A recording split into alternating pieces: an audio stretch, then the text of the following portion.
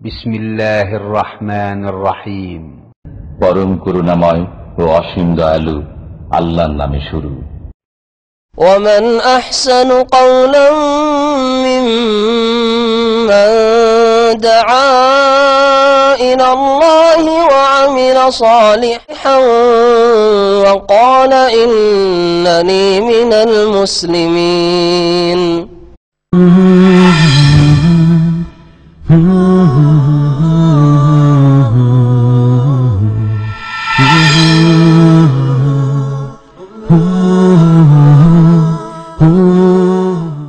বিসমিল্লাহির রহমানির রহিম। আলহামদুলিল্লাহি রাব্বিল আলামিন ওয়াসসালাতু ওয়াসসালামু আলা সাইয়্যিদিল মুরসালিন নবিয়িনা মুহাম্মদ ওয়া আলা আলিহি ওয়া সাহবিহি আজমাইন, আম্মা বাদ। ফাউযু বিল্লাহি মিনাশ শাইতানির রাজীম। লাকাদ তাবাল্লাহু আলান নবিয়্যি ওয়াল মুহাজিরিন ওয়াল আনসার আল্লাযীনা ইত্তাবাউ ফি সাআতিল উসরাহ আল আয়াহ। আল্লাহ পাক রব্বুল আলামিনের যাবতীয় প্রশংসা এবং নবী করিম সাল্লাল্লাহু আলাইহি ওয়াসাল্লামের উপর সালাতু সালামের পরে আজকে আমরা সূরা তাওবার যে তাফসীর শেষ করেছি, সূরা তাওবার যে লম্বা একটি ঘটনা, তা হচ্ছে তাবুক যুদ্ধের ঘটনা। এই তাবুক যুদ্ধে সাহাবায়ে কেরামদের মধ্য থেকে 3 জন খাঁটি মুখলেস সাহাবা যে কোনো কারণে হোক এই যাবজাছি করে তাদের তাবুক যুদ্ধে যাওয়া হয়নি। আর তাবুক যুদ্ধে হাজির হওয়া প্রত্যেক মুসলিমের জন্য ফরজে আইন ছিল, যারা মদিনায় ছিলেন তাদের জন্য। তো তারা যেহেতু যেতে পারেননি এবং সত্য কথা বলেছিলেন, আল্লাহ পাক রব্বুল আলামিন তাদের তওবা কবুল করেছিলেন, যার কথা সূরা তাওবাতে উল্লেখ করা হয়েছে। আয়াতগুলির তাফসীর করেছি। তবে এই 3 জন সাহাবীর তওবার ঘটনা, তাদের সাথে রাসূলুল্লাহ সাল্লাল্লাহু আলাইহি সাল্লাম এবং সাহাবায়ে কেরামগণ নবী সাল্লাল্লাহু আলাইহি সাল্লামের নির্দেশে বয়কট করেছিলেন। তাদের সাথে কোনো চলাফেরা, কথাবার্তা, লেনদেন চলবে না, নিষিদ্ধ, যতক্ষণ পর্যন্ত আল্লাহ পাক স্বয়ং তাদের তওবা কবুল করার ঘোষণা না করবেন, জানিয়ে না দেবেন। এই ঘটনাটি একটি চমৎকার তওবা সম্পর্কে ঘটনা। আর জিহাদ যদি ফরজ হয়ে যায়, তাতে কেউ যদি হাজির না হয়, ফরজে আইন হয়, তাহলে সেটা কাবিরা গুনাহ, বড় একটি ফরজ ত্যাগ করা কাবিরা গুনাহ। এই গুনাহ হয়েছিল এই 3 জন সাহাবা থেকে। মুনাফিকরা অনেকে ছিল যারা যায়নি, 80-র বেশি তাদের সংখ্যা ছিল, যারা মিথ্যা ওজর পেশ করে তারা অব্যাহতি পেয়ে গেছিল। কিন্তু আল্লাহ পাক তাদের মুখোশ খুলে দিয়েছিলেন। কোরআনে কারীমে সূরা তাওবাতে জানিয়ে দিয়েছেন যে এরা মিথ্যা কসম করে বলছে যে আমাদের ওজর ছিল, এদের কোনো ওজর ছিল না। হে নবী, তোমাকে এরা রাজি করতে চায়, অথচ তুমি রাজি হইলে কি হবে? আল্লাহ রাজি হবেন না। ফাইন তারদা আনহুম ফাইন্নাল্লাহ লা ইয়ারদা আনিল কওমিল ফাসিকিন। এই পাপিষ্ট মুনাফিকদের উপর আল্লাহ রাজি হবেন না। সত্য কথা মানুষকে সব সময় পরিত্রাণ দিয়ে থাকে, সত্যের মার নেই। ভুল করে দিয়েছেন যদি সত্য কথা বলেন, তাহলে আপাতত কিছুক্ষণের জন্য যাকে সত্য কথা বলছেন আর সেটা সে পছন্দ করছে না, অর্থাৎ সেটা সে চাইছিল না, আপনি এরকম অন্যায় করেছেন, স্বীকার করলেন আপনি যে আমার দ্বারা অন্যায় হয়েছে, কিন্তু এই সত্য আপনাকে মুক্তি দান করবে দুনিয়া আখিরাতে। আর যারা মিথ্যার আশ্রয় নেয়, যখন প্রকাশ পেয়ে যায় তখন আর লাঞ্ছনার শেষ থাকে না। আর দুনিয়াতে প্রকাশ না পেলে আখিরাতে তো অবশ্যই প্রকাশ পাবে যে আপনি মিথ্যার আশ্রয় নিয়েছেন, হ্যাঁ, মিথ্যা বলেছেন, তাই না? দুনিয়াতে প্রকাশ নাও পেতে পারে, কারণ ওহীর দরজা বন্ধ হয়ে গেছে। নবী করিম সাল্লাল্লাহু আলাইহি ওয়াসাল্লামের সামনে সত্য না বলে কেউ যদি মিথ্যার আশ্রয় নেয়, তাহলে তার নির্বুদ্ধিতা, বেকুফি, তার মুনাফিকরা বেকুফ। ওরা জানছে যে নবীর কাছে ওহী নাজিল হচ্ছে, মিথ্যা বলে লাভ আছে? হ্যাঁ, ওহী দিতে আল্লাহ জানিয়ে দেবেন যে এরা মিথ্যা কসম করে বলছে যে আমাদের ওজন ছিল, এদের ওজন নাই, তাই হয়েছে। তো দুনিয়াতেও লাঞ্ছিত, অপদস্থ হইল এই মুনাফিকরা, আর আখিরাতে মহাশাস্তি তাদের জন্য রয়েছে। হাদিসটা সরাসরি শুরু করি। আব্দুল্লাহ বিন কাব বিন মালিক, প্রখ্যাত সাহাবী কাব বিন মালিক রাদিয়াল্লাহু তাআলা আনহুর ছেলে আব্দুল্লাহ, তিনি তার পিতার এই ঘটনা, তওবার ঘটনা বর্ণনা করছেন। এই হাদিস সহিহ বুখারীতে রয়েছে, হাদিস নম্বর 50, সহিহ মুসলিমেও রয়েছে। আর আপনাদের লব্ধ কিতাব হাতে সহজে পাবেন রিয়াজুস সালেহিন, রিয়াজুস সালেহিনও রয়েছে। রিয়াজুস সালেহিন হাদিস নম্বর 22, হাদিস নম্বর 22, তওবার অধ্যায়, দ্বিতীয় অধ্যায় এটি। রিয়াজুস সালেহিনের প্রথম অধ্যায় হচ্ছে বাবুল ইখলাস ওয়া ইহজারিন নিয়াতে, এইটা ইখলাস। তারপরে তওবার অধ্যায় রয়েছে। এই তওবার অধ্যায়ে এই হাদিসটি লম্বা হাদিস, এত বড় হাদিস হাদিসের কিতাবে খুব কমই আছে। হাদিসটা আপনাদের সরাসরি শোনাই। আব্দুল্লাহ বিন কাব, ওয়াকানা কায়েদা কাব বিন রাদিয়াল্লাহু আনহু মিন বানিহি হিনা আমিয়া। কাব বিন মালিক রাদিয়াল্লাহু তাআলা আনহু তার বার্ধক্যে পৌঁছে অন্ধ হয়ে গিয়েছিলেন, দৃষ্টিশক্তি হারিয়ে ফেলেছিলেন। তো তার ছেলেদের মধ্যে এই আব্দুল্লাহ এত অনগত ছেলে ছিল যে তার বাপকে নিয়ে যাওয়া আসা মসজিদে, কোনো জায়গায় প্রয়োজনে নিয়ে যাওয়া আসা, এই কাজটা, এই খেদমত করতেন। বলছেন তিনি, সামেত কাব বিন মালিক, আমার পিতা কাব বিন মালিকের কাছ থেকে শুনেছি, ইউহাদ্দিসু বিহাদিসিহি হিনা তাখাল্লাফা আন রাসূলিল্লাহ সাল্লাল্লাহু আলাইহি ওয়াসাল্লাম, তার সেই ঘটনা হাদিস বর্ণনা করেছেন আমাদেরকে, যেই হাদিসটির সম্পর্ক হচ্ছে তার পিছিয়ে থাকা সম্পর্কে, ফি গাজওয়াতে তাবুক, তাবুকের যুদ্ধে। তাবুকের যুদ্ধে অংশ না নিয়ে তিনি যাবজাসি করে যে থেকে গেছেন আমার পিতা, এই ঘটনা স্বয়ং আমি আমার পিতার কাছ থেকে শুনেছি। কালা কাব, কাব বলছেন, লামা তাখাল্লাফা রাসূলুল্লাহ ফি গাজওয়াতিন গাজাহা কাত্তু ইল্লা ফি গাজওয়াতি তাবুক, আমি কোন যুদ্ধে রাসূলুল্লাহ সাল্লাল্লাহু আলাইহি ওয়াসাল্লাম থেকে পিছিয়ে মদিনায় থেকে যাইনি, একমাত্র তাবুক যুদ্ধ ছাড়া। আর একটি যুদ্ধ ছিল যেটা ইসলামের প্রথম যুদ্ধ, সেটা কি?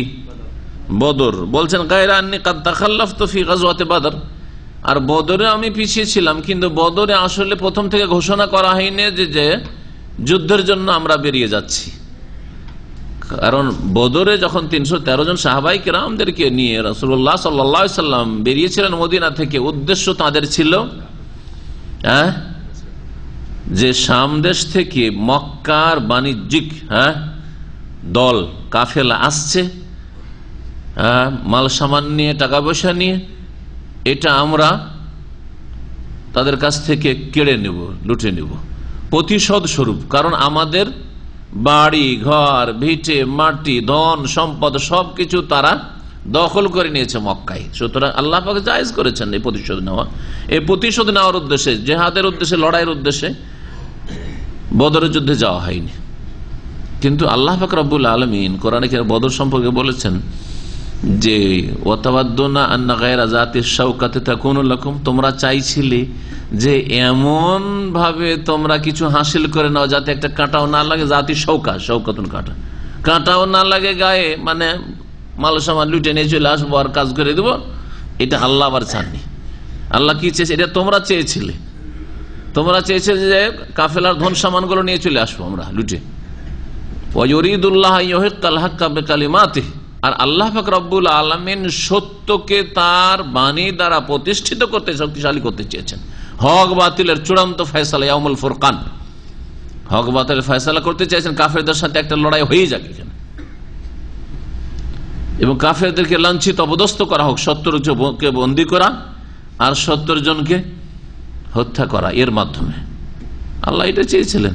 সাহাবায়ে কেরাম কল্পনা তো রাখেননি যে 70 জনকে আমরা হত্যা করতে পারবো, এই কাফের আবু জাহলকে হত্যা করতে পারবো, আর 70 জনকে ধরে নিয়ে এসে বেঁধে রাখতে পারবো, তাদের কাছ থেকে মুক্তিপণ নিতে পারবো, কল্পনাতেও ছিল না। জেহাদের মাধ্যমে বিজয় লাভ হলো, আর মুক্তিপণের মাধ্যমে যে ধন সম্পদ তাদের লুট করে নিতে চাইছিল ব্যবসা বাণিজ্যের, সেটা মুক্তিপণের মাধ্যমে চলে আসলো, ওটাও চলে আসলো। বলছেন যে বদর যুদ্ধে আগে থেকে জানা ছিল না যে জেহাদ হবে, সেই জন্য যায়নি। আর তাবুক যুদ্ধে রাসূলুল্লাহ সাল্লাল্লাহু আলাইহি ওয়াসাল্লামের হুকুম ছিল, কিন্তু আমি পিছিয়ে থেকে গেছিলাম। ওয়ালাম ইউতাব আহাদুন তাখাল্লাফ আনহু, এই জন্য বদর যেহেতু যুদ্ধের উদ্দেশ্যে, জেহাদের উদ্দেশ্যে যাওয়া হয়নি, সেই জন্য বদরে যারা যায়নি তাদের কাউকে তিরস্কার করা হয়নি। কেন গেলে না? কাউকে তিরস্কার করা হয়নি। ইন্নামা খারাজা রাসূলুল্লাহ সাল্লাল্লাহু আলাইহি ওয়াসাল্লাম মুসলিমুন ইউরিদুনা ইরা কুরাইশ, রাসূলুল্লাহ সাল্লাল্লাহু আলাইহি ওয়াসাল্লাম এবং মুসলিমরা বেরিয়েছিলেন উদ্দেশ্য করে কুরাইশদের কাফেলা, বাণিজ্যিক কাফেলা। হাত্তা জামা আল্লাহ তাআলা বাইনা বাইনা আদুওয়াহিম আলা গায়রি মিয়াদ, আল্লাহ পাক তাদেরকে একত্রিত করেছিলেন, মুখোমুখি করেছিলেন তাদের শত্রুদের সাথে বিনা কোনো এই রকমের সময় বা এই রকমের যুদ্ধের কথা ঘোষণায়। কোন যুদ্ধের ঘোষণা ছিল না, কোন রকম এইরকমের কোন এরকম ওয়াদা যে তোমাদের সাথে লড়াইয়ের জন্য আসছি, এরকম কোনো কথাও ছিল না। আর তারপরে তিনি বলছেন যে আমি আকাবার রাতে আমি ইসলাম গ্রহণ করেছি রাসূলুল্লাহ সাল্লাল্লাহু আলাইহি ওয়াসাল্লামের সাথে, যে বায়াতে আকাবা 2 বার করে মক্কায় গিয়ে আনসারীরা করেছিলেন। তাতে এসব বলার পরে তিনি এখন তাবুকের যুদ্ধের কথা বলছেন। হাদিস খুললাম বা সেজন্য তাবুকের যুদ্ধে সরাসরি আসছি। ওয়াকানা মিন খাবারি হিনা তাখাল্লাফতু আন রাসূলিল্লাহ সাল্লাল্লাহু আলাইহি ওয়াসাল্লাম ফি গাজওয়াতি তাবুক আন্নী লাম আকুন কাত্তু আকওয়া ওয়ালা আইসারা মিন্নি হিনা তাখাল্লাফতু আনহু ফি তিলকাল গাজওয়াত। আমি যে তাবুকের যুদ্ধে রাসূলুল্লাহ সাল্লাল্লাহু আলাইহি ওয়াসাল্লাম থেকে পিছিয়ে মদিনায় থেকে গেছিলাম, ওই সময়ের চাইতে বেশি কখনো শারীরিক দিক থেকে শক্তিশালী এবং অর্থের দিক থেকে সচ্ছল কোনদিন ছিলাম না। অর্থাৎ আমার না আর্থিক সংকট ছিল, অভাবও ছিল না, আর শারীরিক কোনো অসুস্থতাও ছিল না, এইরকম কোনো ওজোর আমার ছিল না, যাওয়ার সুযোগ সুবিধা ছিল। আর শুধু তাই না, বলছেন ওয়াল্লাহি মা জামাতু ক্বাবলাহা রাহিলাতাইনি কাত্তু হাত্তা জামাতুহুমা ফি তিলকাল গাজওয়াতি। এমনকি রাসূলুল্লাহ সাল্লাল্লাহু আলাইহি ওয়াসাল্লাম যেহেতু এলান করে যে আগে থেকে যে তাবুকের যুদ্ধে যেতে হবে, তো সাহাবারা যে যতটুকু পারেন জিহাদের জন্য প্রস্তুতি নিচ্ছেন। কাব বিন মালিক বলছেন আমি যাব, সৎ নিয়ত ছিল, যার ফলে একটা বাহন না, একটা সওয়ারি না, 2টা উটের ব্যবস্থা রেখেছিলাম। 2 উট নিয়ে কি জানি একটা উট যদি থকে যায়, ক্লান্ত হয়ে যায়, তাহলে আরেকজন কাছে আসবে, বা একটা আমি নিজে ব্যবহার করে আরেকটা কোনো ভাইকে যদি প্রয়োজন হয় তো দিয়ে দেবো একটা বাহন। এই রকমের প্রস্তুতি ছিল, তো নিয়ত ছিল। ওয়ালাম ইয়াকুন রাসূলুল্লাহ সাল্লাল্লাহু আলাইহি ওয়াসাল্লাম ইউরিদু গাজওয়াতান ইল্লা ওয়াররা বিগায়রি। রাসূলুল্লাহ সাল্লাল্লাহু আলাইহি ওয়াসাল্লামের রণকৌশলের একটি নীতি ছিল, সেটা হচ্ছে যে দুশমনকে জানিয়ে দিতেন না যে আমরা তোমাদের এলাকায় আসছি জিহাদ করার জন্য। কারণ জানিয়ে দিলে আগে থেকে কি হয়ে যাবে, সতর্ক সাবধান হয়ে যাবে, প্রস্তুতি নিয়ে নিবে, ঠিক না? সাহাবায়ে কেরামকেও জানাতেন না। তাহলে কি মিথ্যা বলতেন? মিথ্যা বলতেন না, কিন্তু তৌরিয়া করতেন, মানে এমন ভাবে কথা বলতেন যে তার বাহ্যিক অর্থ হয়তো অন্যরকম হবে, কিন্তু আভ্যন্তরীণ দিক থেকে ঠিক আছে, সরাসরি মিথ্যা নাই। যদি আপনাকে কেউ জিজ্ঞেস করে আপনি কোথায় আছেন, বাইরে আছি, বলা যথেষ্ট কিনা? মিথ্যা তো নাই কথাটা। ইসলামিক সেন্টারে আছি বলা জরুরি? হ্যাঁ জি, বাইরে আছেন। যদি দেখেন যে আমি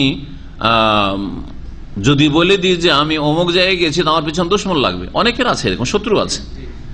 যদি আপনি জানিয়ে দেন যে আমি বাংলাদেশে আছি বা আসছি, এখান থেকে ছুটি যাচ্ছি, তাহলে অনেক শত্রু থাকতে পারে।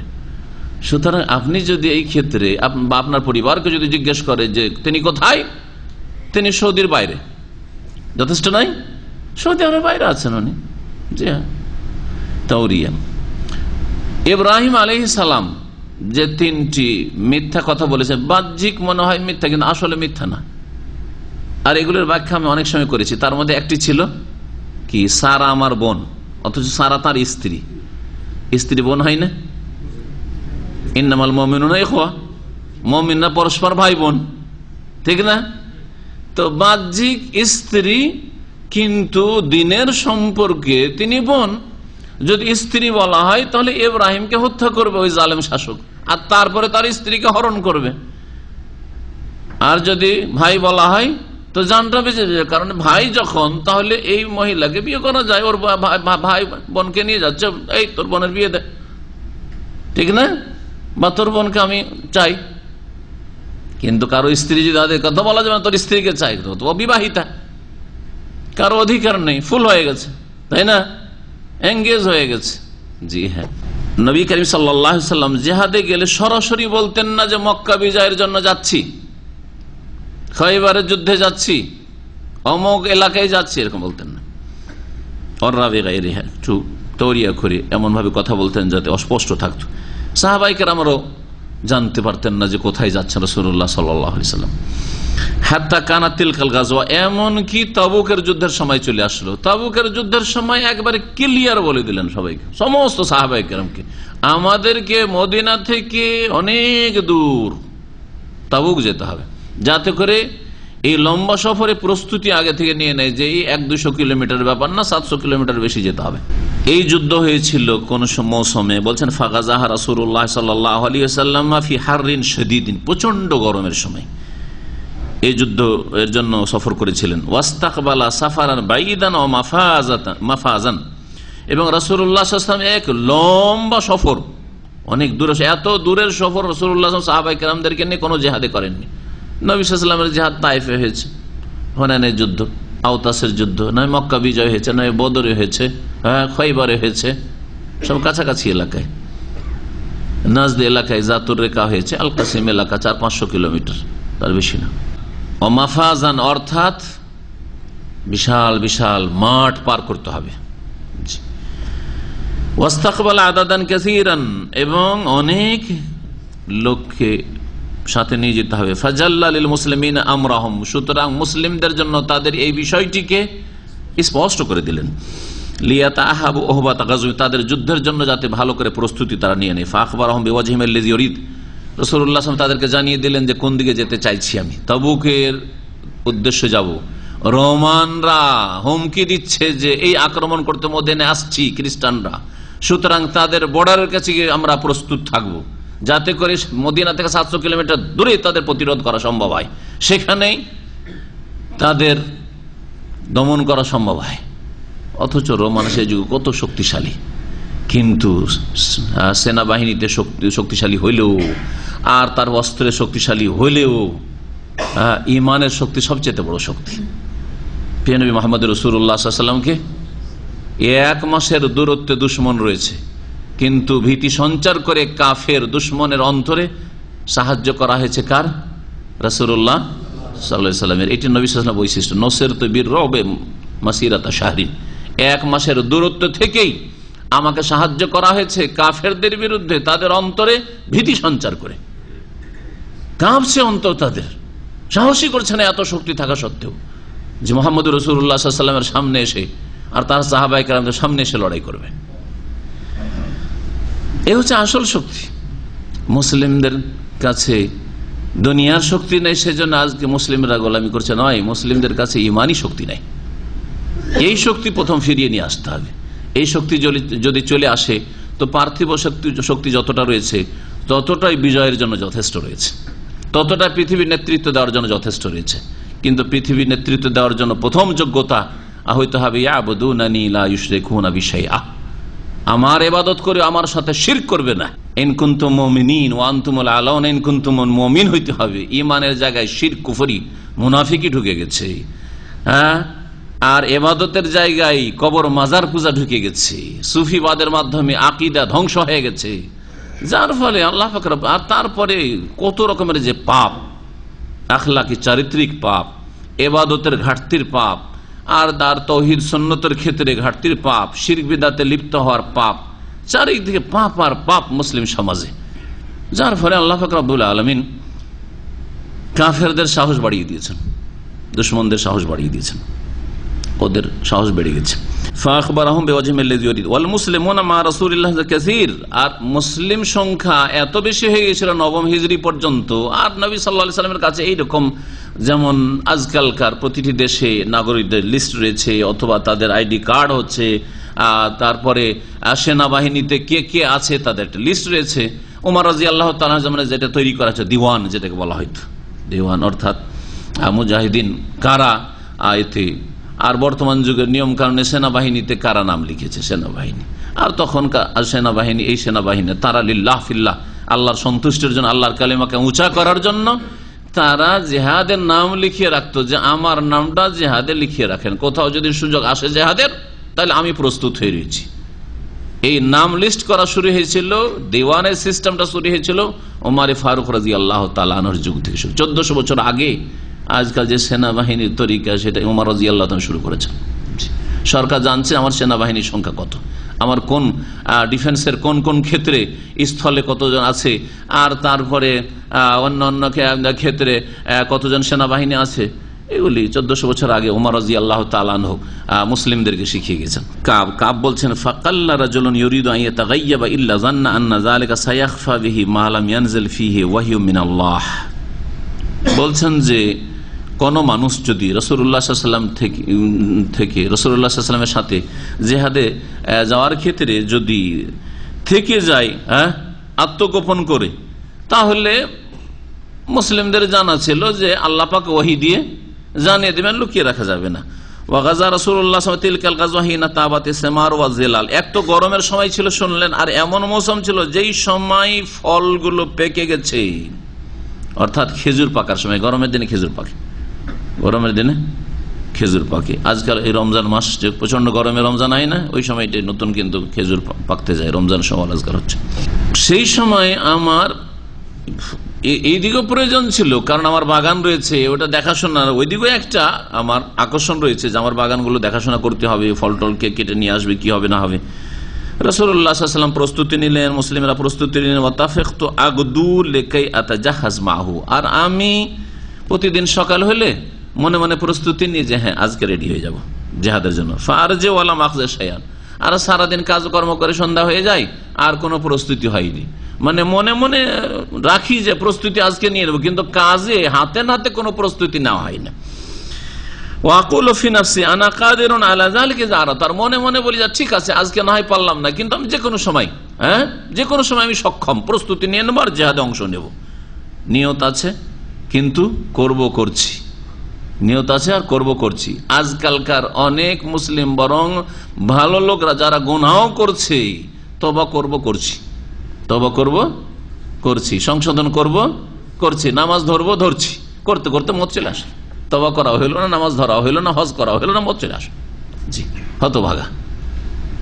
এই জন্য একটি ক্ষতিকর জিনিস আপনার জিন্দেগিতে হচ্ছে, যে কোনো কাজের ক্ষেত্রে আচ্ছা ঠিক আছে করছি, দুনিয়ার ক্ষেত্রেও ক্ষতিকর আর আখিরাতের ক্ষেত্রেও ক্ষতিকর, দিনের ক্ষেত্রেও ক্ষতিকর, দুনিয়ার ক্ষেত্রে ক্ষতিকর।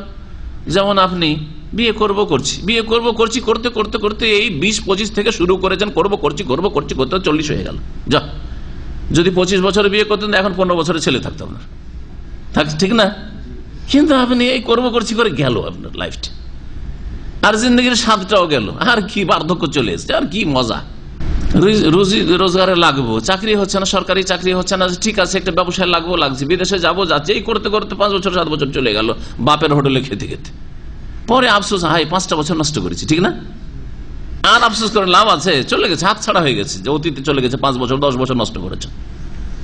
যারা এই যে প্রবাসী বিদেশে আছেন আপনারা, অনেকে কিন্তু টাকা পয়সার মায়া করেন না, আর বন্ধু বান্ধব নিয়ে আর এদিক সেদিক ভালো মন্দ খেয়ে দিয়ে ফুটিয়ে এই বাঁচাবো ইনশাল্লাহ, এখন একটু খাই দাই, তারপরে ইনশাল্লাহ এই আগামী বছর থেকে বাঁচাইতে শুরু করবো, আগামী মাস থেকে কিছু করে বাঁচাইতে শুরু করবো, এই বাঁচাইতে করতে করতে 5 বছর 7 বছর হয়ে গেল, এক্সিট লেগে গেল, কিছুই আপনার ব্যালেন্স নেই, খালি হাতে চলে গেলেন দেশ। ক্ষতিকর এটা দুনিয়ার ক্ষেত্রে, ঠিক কিনা? অনেকে যে হালতের কারণে সব টাকা বাপ মাকে দিয়ে দিচ্ছে, সব খালি হাত, কিছু নেই। জামেলে এক ভাই চাকরি করতো, দেশে চলে গেছে, বেচারা আর কাজ করতে পারে, বলছে যে 18 বছর চাকরি করেছি, একটা পয়সা আমার হাতে নেই, ব্যাংকেও নেই, সব টাকা বাপ মাকে দিচ্ছি। বাপ মা করেছে কি? বাপ মা জমি জায়গা নিজের নামে করেছে, তো আমার টাকা দিয়ে জমি জায়গা তো আমাকে দেন, বা আমি এখন দেশে চলে আসবো, এখন তো আমার কোম্পানি রাখছে না, দেশে আসবো, আমাকে 5 লাখ টাকা দেন। বলছি টাকা তো সব জমি কিনে নিয়েছি, তো আমি কি করে খাবো? তো আমি কি জানি, তা জমি জায়গাগুলো তো আমার টাকা দিয়ে হয়েছে, তো আমাকে দেন, ফিরিয়ে দেন কিছু। বলছে না, সব ছেলেকে ভাগ করে দেবো। এরকম হলো জালেম আর জাহেল বাপ আমাদের দেশের। তো এই যে করছি, বাঁচছি, এটা এখন দিতে থাকি, সব টাকায় বাপ মাকে দিতে থাকি। ইসলাম বিরোধী কাজ করেছেন, আপনার বাপ মাও ইসলাম বিরোধী কাজ করেছে, ইসলাম বুঝেন, আর আপনিও ইসলাম বিরোধী কাজ করেছেন, পরে আক্ষেপ করছেন। তো এই জন্য দুনিয়ার ক্ষেত্রে এই যে করছি, যাচ্ছি, এটা মানুষের জন্য ক্ষতি সাধন করে, এতে কোনো লাভ হয় না। এই অবস্থায় হয়েছিল কাব বিন মালিকের। বলছেন প্রতিদিন মনে করি আজকে রেডি হয়ে যাব জিহাদের জন্য। বলছেন ফালাম ইয়াজাল ইয়াতামাদা বিহাত্তা ইস্তামাররা বিন নাসিল জিদ্দু। এইরকমই আমি করছি করতে করতে লোকেরা একেবারে বাস্তবে জিহাদে বেরিয়ে পড়লো। ফাসবাহা রাসূলুল্লাহ সাল্লাল্লাহু আলাইহি ওয়াসাল্লাম গাদিয়ান ওয়াল মুসলিমুনা মাহু ওয়া লাম আকযফি মিন জিহাজি শাইআন। রাসূলুল্লাহ সাল্লাল্লাহু আলাইহি ওয়াসাল্লাম বেরিয়ে গেছেন জিহাদে, মুসলিমরাও যারা বেরিয়ে গেছেন, আর আমি আমার প্রস্তুতির কিছুই পুরা করতে পারিনি যে বের হবো, যে কিছু হয়নি। সুম্মা গাদাউতু ফারাজাতু ওয়া লাম আকযফি শাইআন, তারপরের দিনও প্রস্তুতি নিতে পারলাম না। ফাল্লাম ইয়াজাল যালিকা তামাদাবি হাত্তা আসরাউ, 2-3 দিন হয়ে গেল, আচ্ছা চলে যাব, হয়তো ধরে নেব। ওয়া তাফারাতাল গাজওয়ু, এই যে যুদ্ধে যে গেলেন সাহাবায়ে কেরাম, তারা আমার হাত ছাড়া হয়ে গেলেন। 2-3 দিনের সফর এগিয়ে চলে গেছেন, 50-100 কিলোমিটার হয়তো এগিয়ে চলে গেছেন, আর পাবো কি করে? কোন রাস্তা দিয়ে গেলেন, কেমন করে গিয়ে ধরবো, আর তো পাবো না তাদেরকে। এই হয়ে গেল অবস্থা।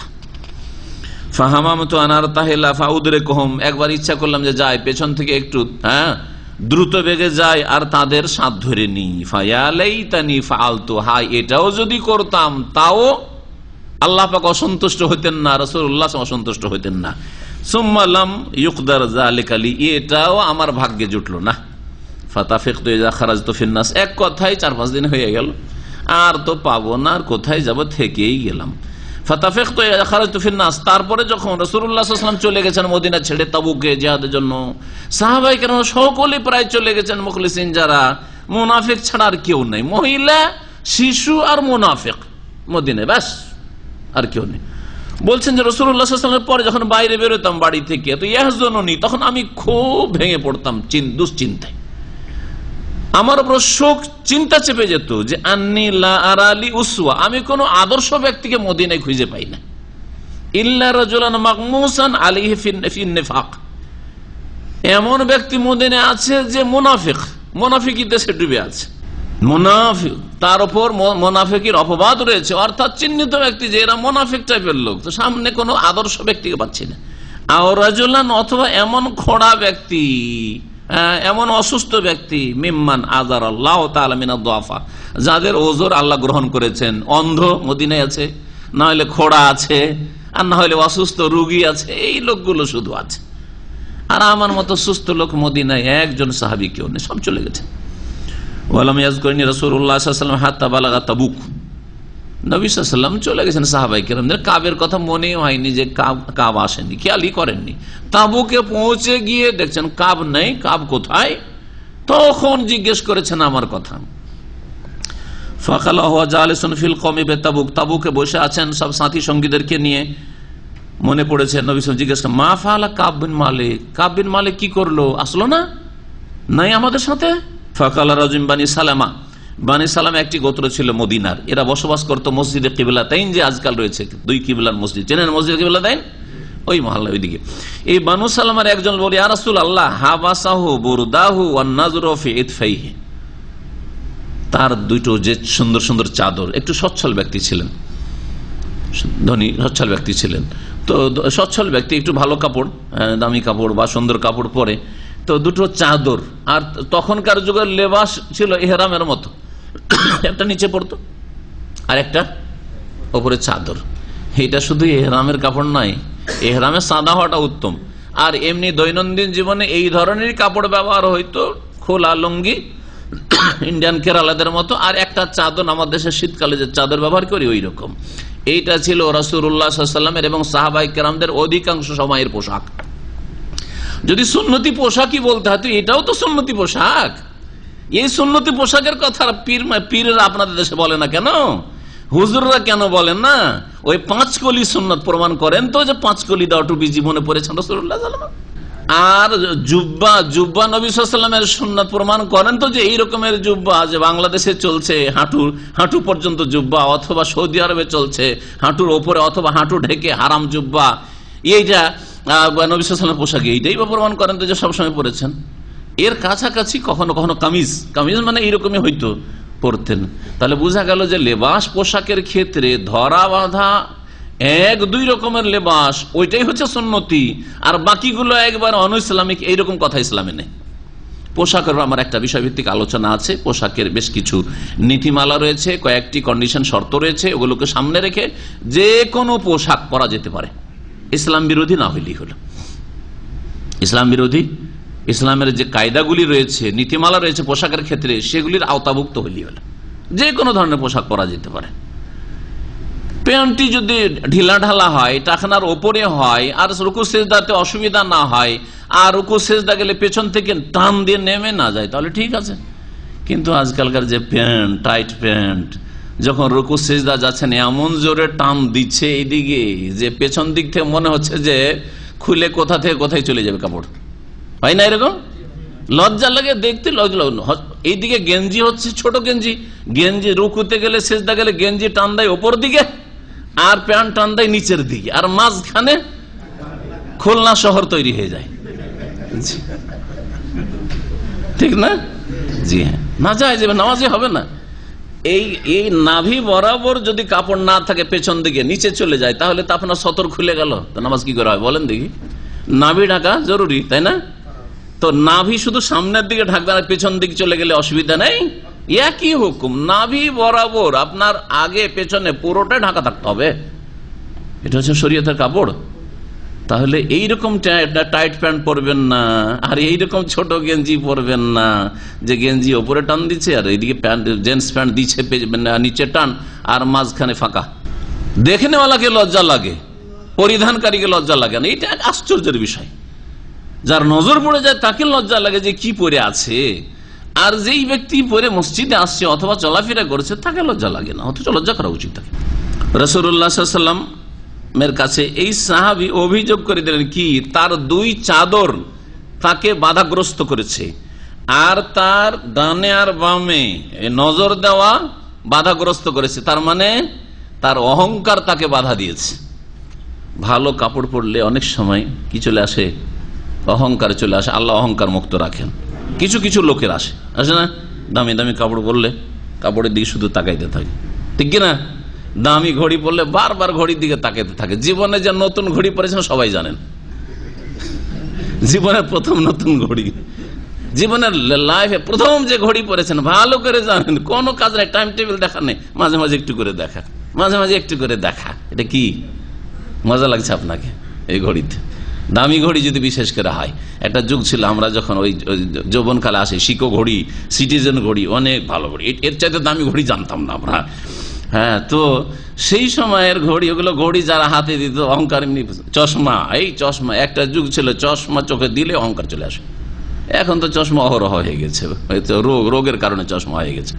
অনেকের দামি মোবাইল আজকাল, ওর মোবাইলে কল নাই, কিচ্ছু নেই, এমনি বের করে বসে আছে, দেখাচ্ছে যে আছে আমার কাছে, যেটা একবারে নতুন এসছে সেইটা আমার কাছে আছে। অহংকার গুনাহগার, কবিরা গুনাহ, কবিরা গুনাহ, বড় গুনাহ অহংকার। তো এই সাহাবী একটা অভিযোগ তুলে দিলেন যে তার অহংকার, আর তারপরে তার অহংকারে যখন চলাফেরা করে এইদিকে তাকায় ওইদিকে তাকায়, যারা অহংকারী তারা এরকম করে না, হ্যাঁ এদিকে নজর দেয় এদিকে নজর দেয়, মানে শরীর স্বাস্থ্য ভালো তো, মোটাসোটা মানুষ, শক্তিশালী মানুষ, এই অহংকার তাকে বাধা দিয়েছে। মানে লোক অহংকারী সেজন্য আসেন। এক কথা বলতে চাইলো কি যে কাব হয়েছে অহংকারী এই জন্য আসেনি, প্রতিবাদ করার লোক ছিলেন ওখানে। ফাখার আলহ মুআয ইবনে জাবাল, প্রখ্যাত সাহেব মুআয ইবনে জাবাল বললেন যে বেসা মা কুলতা, তুমি খুব খারাপ কথা বললে। এই যে বললে যে কাব অহংকারী, এটা ভুল কথা বললে, তুমি খুব জঘন্য কথা বললে। ওয়াল্লাহি, আল্লাহর কসম করে বলছি, ইয়া রাসূলুল্লাহ, আল্লাহ মা আলিমনা আলাইহি ইল্লা খায়রান, কাব বিন মালিক সম্পর্কে আজ পর্যন্ত কোনো ব্যাড রিপোর্ট আমি জানি না, খারাপ কথা কিছু জানি না, ভালো মানুষ, কিন্তু আসেনি কেন সেটা দেখার বিষয় রয়েছে। এমনিতে সে অহংকারী বা কিছু, এটা মিথ্যা কথা, ভুল কথা এটা। ফাসাকাতা রাসূলুল্লাহ, রাসূলুল্লাহ চুপ হয়ে গেলেন। ফাবাইনাহু আলা যালিকা, এইরকমই অবস্থায় রাজুলান মুবিদান, হঠাৎ করে দেখলেন যে একটা লোক দূর থেকে যেন আসছে, আর সাদা কাপড় পরে আছে, সাদা সাদা মনে হচ্ছে, ইয়াজুলু বিহি সারাব, আর মরিচিকা দূর করে মনে হচ্ছে চলে আসছে। ফাকালা রাসূলুল্লাহ সাল্লাল্লাহু আলাইহি ওয়াসাল্লাম, নবী সাল্লাল্লাহু আলাইহি ওয়াসাল্লাম বললেন যে কোন আবা খাইসামা, এটা হয়তো আবা খাইসামা হইতে পারে। ফায়দা হুয়া, নবী সাল্লাল্লাহু আলাইহি ওয়াসাল্লাম যে আশাটা করেছেন তাই হলো, আবু খাইসামা আনসারী এসে পৌঁছে গেলেন। আর এই সাহাবী ওই ব্যক্তি ছিলেন তাসাদ্দাকা বিসাঈদ তামার, এক সা খেজুর একবার সাদকা নিয়ে আসেন। অভাবী গরিব মানুষ, মাত্র 1.5-3 কেজি খেজুর নিয়ে এসছেন। তখন মোনাফেকরা তার সমালোচনা শুরু করেছে যে এই 3 কেজিতে কি হবে, ইসলামের কম দিলেও দোষ আর বেশি দিলেও দোষ। একদিন একটা শুনিয়েছে আমাদের দেশের গরিব আর কিসের, গরিব আর ধনীর উদাহরণ খাওয়ার শুনিয়েছি না, আজকে আর একটা উদাহরণ শোনেন, সৌদি আরব যখন এই 47 জন সন্ত্রাসীকে দণ্ডবিধান দেয়নি, হত্যা করেনি, তখন পশ্চিমা মিডিয়া কি বলতে জানেন? সৌদি আরব হচ্ছে সন্ত্রাসী দেশ। সৌদি আরব সন্ত্রাসকে কি করে? লালন পালন করে। সৌদি আরবে সন্ত্রাস তৈরি হয়, সন্ত্রাসী তৈরি হয়। বোঝা গেছে? এই অপবাদিত এই শয়তানরা, ইসলামের দুশ্মনরা, এখন 47 জনকে যখন হত্যা করা হলো এই সন্ত্রাসীদেরকে, এখন কি বলছে জানেন? প্রশংসা করছে না সৌদি আরবের, কি বলছে? মানবাধিকার লঙ্ঘন করছে সৌদি আরব। জি হ্যাঁ, দেখলেন? জি, মানবাধিকার লঙ্ঘন করছে। আর 47 জন ওই সুন্নিগুলোকে যে দণ্ডবিধান দেওয়া হচ্ছে ওদের জন্য নয়, ওদের জন্য কান্না করে না ইহুদি নাসারারা। কান্না করে কার জন্য? একজন রাফেজি শিয়া আর সবচেয়ে বড় সন্ত্রাসী সৌদি আরবের, তাকে যে হত্যা করা হয়েছে তার জন্য পশ্চিমা মিডিয়া কান্না করছে, ইরানের সাথ দিচ্ছে। কথা বোঝা গেছে? তাহলে কোথায় ইসলাম রয়েছে আর কোথায় ইসলাম নেই ভালো করে বুঝতে পারছেন। পশ্চিমা মিডিয়া ইরানের সাথ দিচ্ছে, তো ইরান ইসলাম? ইরানে ইসলাম আছে যে ইসলামের সাথ দিচ্ছে? ওয়ালান তারযা আনকাল ইয়াহুদ ওয়ালান নাসারা হাত্তা তাত্তাবি'a মিল্লাতাহুম। ভালো করে শুনে রাখেন, কোরআনে আল্লাহ পাক বলে দিয়েছেন 1400 বছর আগে। সৌদি আরবের কখনো রাজি হবে না ইসলামের দুশ্মন। ওয়ালান তারযা আনকাল ইয়াহুদ ওয়ালান নাসারা, যদি সন্ত্রাস দমন করা হয় তবুও রাজি হবে না পশ্চিমা মিডিয়া, পশ্চিমারা। আর সন্ত্রাসীদেরকে যদি ছেড়ে দেওয়া হয়, যে ওদের মানবাধিকার আছে, ছেড়ে দেওয়া হয়, তবুও রাজি হবে না, কোনোটাতে রাজি হবে না। হাত্তা তাত্তাবি'a মিল্লাতাহুম, যতক্ষণ পর্যন্ত তাদের ধর্মের অনুসরণ না করবে, তাদের ধর্মকে যতক্ষণ পর্যন্ত গ্রহণ না করে, ইসলামকে যতক্ষণ পর্যন্ত বিদায় না করে দিবে। যেহেতু শিরক কুফরি করে আর ওমর রাদিয়াল্লাহু তাআলা আনহুর খুনি অগ্নিপূজক মাজুসির মাজারের পূজা করে ইসলাম থেকে বেরিয়ে গেছে পার্সিয়ানরা, রাফেজিরা, যার ফলে ওদের ওপর খুশি যে এরা তো আমাদের ধর্মের লোক। বোঝা গেছে? এরা আমাদের খাদেম লোক। কিন্তু সৌদি আরব যেহেতু তৌহিদের দেশ, তৌহিদের উপর কখনো ইহুদি নাসারা রাজি হবে না। বুঝতে পারলেন? এবারে মুনাফিকরা ওইরকম ছিল। বেশি কেউ যদি দান করতে আসতো, এই আয়াত আমাদের সূরা তাওবাতে আয়াতে তাফসীর হয়েছে, আল্লাযীনা ইয়ালমিজুনাল মুতাওয়্যিনা মিনাল মুমিনিনা ফিস সাদাকাত, যারা মুক্ত হস্তে বেশি করে দান করত তাদেরও দানের সমালোচনা করত। অহংকারী লোক দেখানো নিয়ে এসছে, না হলে কেন বেশি করে দিতে আসবে? বেশি করে দিতে এসছে ও আসলে আল্লাহ সন্তুষ্টির জন্য না, লোক দেখানোর জন্য। জি, আর যদি অল্প স্বল্প দিত, এই আবু খাইসামার মতো, তো ইন্নাল্লাহ গানিয়ুন আন সাদাকাতি হাযা, এই 3 কিলোতে হবেই বাকি ইসলামের। জি, আল্লাহর কোনো প্রয়োজন নেই 2.5-3 কিলোর। কালা কাব বলছে ফালামা বালাগানি আন্না রাসূলুল্লাহ সাল্লাল্লাহু আলাইহি ওয়াসাল্লাম কাদ তাওয়াজ্জাহা কাফিলান মিন তাবুক, আমি সংবাদ পেলাম যে রাসূলুল্লাহ এখন তাবুক থেকে ফিরছেন।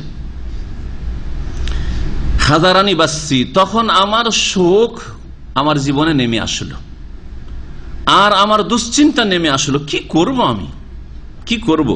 ফাতাফিকতু আতাযাক্কারুল কাযিব, বারবার করে আমি মিথ্যা কথা স্মরণ করতে শুরু করলাম। কোন মিথ্যা কথা বলা যায় কি যায় না, এরকম শয়তান কিন্তু ওয়াসওয়াসা দেয়, তাই না? ভালো মানুষের ওয়াসওয়াসা দেয় যে কি করব, এটা বলবো না ওইটা বলবো, মিথ্যা বললে এইরকম করে বলবো না ওইরকম করে বলবো। আপনি যদি কোনো খারাপ এমন কিছু করেন যে আসল বিষয়টাকে গোপন রাখতে চাইছেন, তাহলে কি করেন? নানান চিন্তা করতে হয় যে আমি কোন কথাটা বলবো, তাই না? কোন কথাটা বলবো যে ওয়াকুলু, আর বলতাম যে বেমা আখরুজু মিন সাখাতিহি গাদান, আগামী কালকে রাসূলুল্লাহ সাল্লাল্লাহু আলাইহি ওয়াসাল্লামের অসন্তুষ্টি থেকে কি করে মুক্ত হব, আমি কেমন করে বাঁচবো আমি থেকে। ওয়াস্তাইনু আলা যালিকা বিকুল্লি জি রাইন মিন আহলি, আমার পরিবারের প্রত্যেক জ্ঞানগুণী ব্যক্তির পরামর্শ নেওয়া শুরু করলাম যে বলেন তো, আমি তো গেলাম না জিহাদে, এত বড় ফরজ কাজ ছাড়লাম, রাসূলুল্লাহ নারাজ, আল্লাহ নারাজ, এখন আমি করবোটা কি, কিভাবে অজুহাত পেশ করবো নবী সাল্লাল্লাহু আলাইহি ওয়াসাল্লামের কাছে। ফালাম্মা কিলা, যখন বলা হলো ইন্না রাসূলাল্লাহ কাদ আযাল্লা কাদেমান, যখন আমাকে জানানো হলো যে রাসূলুল্লাহ সাল্লাল্লাহু আলাইহি ওয়াসাল্লাম এই পৌঁছে গেছেন, মদিনার কাছাকাছি পৌঁছেই গেছেন, এই আজকেই চলে আসবেন বা কালকে চলে আসবেন। এতদিন পর্যন্ত এতে প্রায় যথেষ্ট সময় লাগে তাবুক থেকে মদিনা আসতে, 10 দিন 12 দিন বা 15 দিন এইরকম সময় লাগে। তো এই সময়টা এই চিন্তাতে থাকলাম, বিভিন্ন রকমের মিথ্যা কথা বলবো না কি করব, তো মিথ্যা বললে কিরকম করে মিথ্যা কথা বলবো, কি করে বাঁচবো। যখন শুনতে পেলাম যে নবী সাল্লাল্লাহু আলাইহি ওয়াসাল্লাম কাছে চলে এসেছেন মদিনার, এই চলে আসবেন এখন, জাহা আন্নিল বাতিলু হাত্তা আরাফতু আন্নি লান আনজু মিনহু বিশাইইন আবাদা। যত মিথ্যা কথা আমার কল্পনায় ছিল সব আমার মগজ থেকে উধাও হয়ে গেল, আর কোনো মিথ্যা কথা নেই। আর আমি নিশ্চিত হইলাম যে আমাকে এই মিথ্যা কথা বাঁচাইতে পারবে না। ফাজমাতু সিদকাহু, আমি সত্য কথার জন্য সংকল্পবদ্ধ হইলাম। ওয়াসবাহ রাসূলুল্লাহ সাল্লাল্লাহু আলাইহি ওয়াসাল্লাম, সকালবেলা রাসূলুল্লাহ সাল্লাল্লাহু আলাইহি ওয়াসাল্লাম পৌঁছে গেলেন পরের দিন। ওয়া কানা ইযা কাদামা মিন সাফার, রাসূলুল্লাহ যখনই সফর থেকে আসতেন তখন কি করতেন? বাদাবিল মসজিদ, প্রথম মসজিদে যেতেন, বাড়ি যেতেন না, প্রথম পরিবারের সাথে দেখা করতেন না, প্রথম ঘরে ঢুকতেন না। ফারা কাফি রাকাতাইন, 2 রাকাত নামাজ পড়তেন সফর থেকে এসে। তারপরে লোকজনের সাথে দেখা সাক্ষাৎ যা হইলো হয়ে গেল ওখানে প্রাথমিক, আর তারপরে তখন বাড়িতে ঢুকতেন। ততক্ষণ পর্যন্ত বাড়িতে ওরা প্রস্তুতি নেবে, স্ত্রী স্বামী নেই, হয়তো প্রস্তুতি নেই, ভালো কাপড়ে নেই, মেকআপ করে নেই, একটু সময় দিতে হবে। আর হঠাৎ করে কেউ ঢুকে গেলেন, আজকাল মোবাইলের যুগে তো ঢুকা যায় আপনার সরাসরি। আর তারপরেও সুন্নত উত্তম হচ্ছে যে মসজিদে গিয়ে 2 রাকাত নামাজ পড়েন, আর গ্রামের বা শহরের আশেপাশের প্রতিবেশীরা আছে ওদের সাথে একটু সালাম দেওয়া, দেখা সাক্ষাৎ প্রাথমিক হয়ে যাক, তারপরে বাড়িতে ঢুকেন। কিন্তু যখন মোবাইলের যুগ ছিল না, তখন হঠাৎ করে গিয়ে বিদেশি লোকেরা, প্রবাসী যারা, বাড়িতে পরিবারের কাছে রাতে অথবা দিনে কোনো সময় চলে যাওয়া, এটা নিষেধ করেছেন নবী করিম সাল্লাল্লাহু আলাইহি ওয়াসাল্লাম, নিষেধ করেছেন। আর এতে বড় রহস্য রয়েছে। সুম্মা জালাসা লিন-নাস, তারপরে নবী সাল্লাল্লাহু আলাইহি ওয়াসাল্লাম 2 রাকাত নামাজ পড়ে মসজিদেই বসে গেলেন, বাড়িও গেলেন না। ফালাম্মা ফাআলা যালিকা, যখন নবী সাল্লাল্লাহু আলাইহি ওয়াসাল্লাম বসে গেলেন, জা আল মুখাল্লাফুন ইয়াতাজিরুনা ইলা ইয়াহলিফুনা লাহু, যত পিছিয়ে থাকা মুনাফিকরা ছিল এরা এসে নিজের অজুহাত পেশ করা শুরু করলো আর শপথ করা শুরু করলো। ওয়াকানু বিজআ ওয়া সামানিনা রাজুলান, এদের সংখ্যা 80-র অধিক ছিল, 80-র অধিক ছিল। এরা সব মুনাফিক, কোনো ওজর ছিল না, মিথ্যা ওজর পেশ করে অব্যাহতি নিতে চায় রাসূলুল্লাহ সাল্লাল্লাহু আলাইহি ওয়াসাল্লামের কাছ থেকে মুক্ত হওয়ার চেষ্টা করলো, কিন্তু আল্লাহ তো তাদের গুমর ফাঁস করিয়ে দিলেন।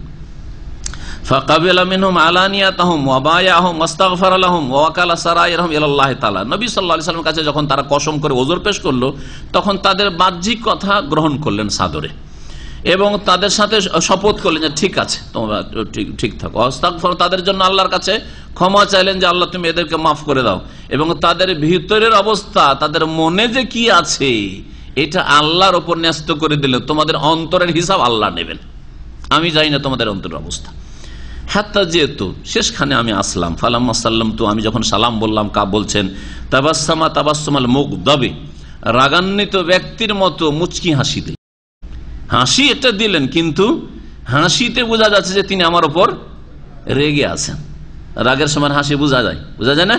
সুম্মা কালা, তারপরে তাল বললেন, তাল ফাজিয়াতু আমশি, কাছে আসলাম, হাত্তা জালাস্তু বাইনা ইয়াদাইহি, রাসূলুল্লাহ সাল্লাল্লাহু আলাইহি ওয়াসাল্লাম সামনে গিয়ে বসে গেলাম। ফাকাল আলী, আমাকে বললেন নবী সাল্লাল্লাহু আলাইহি ওয়াসাল্লাম, মা খাল্লাফাকা, কি কারণে তুমি পিছনে থাকলে, গেলে না কেন তাবুকে তুমি?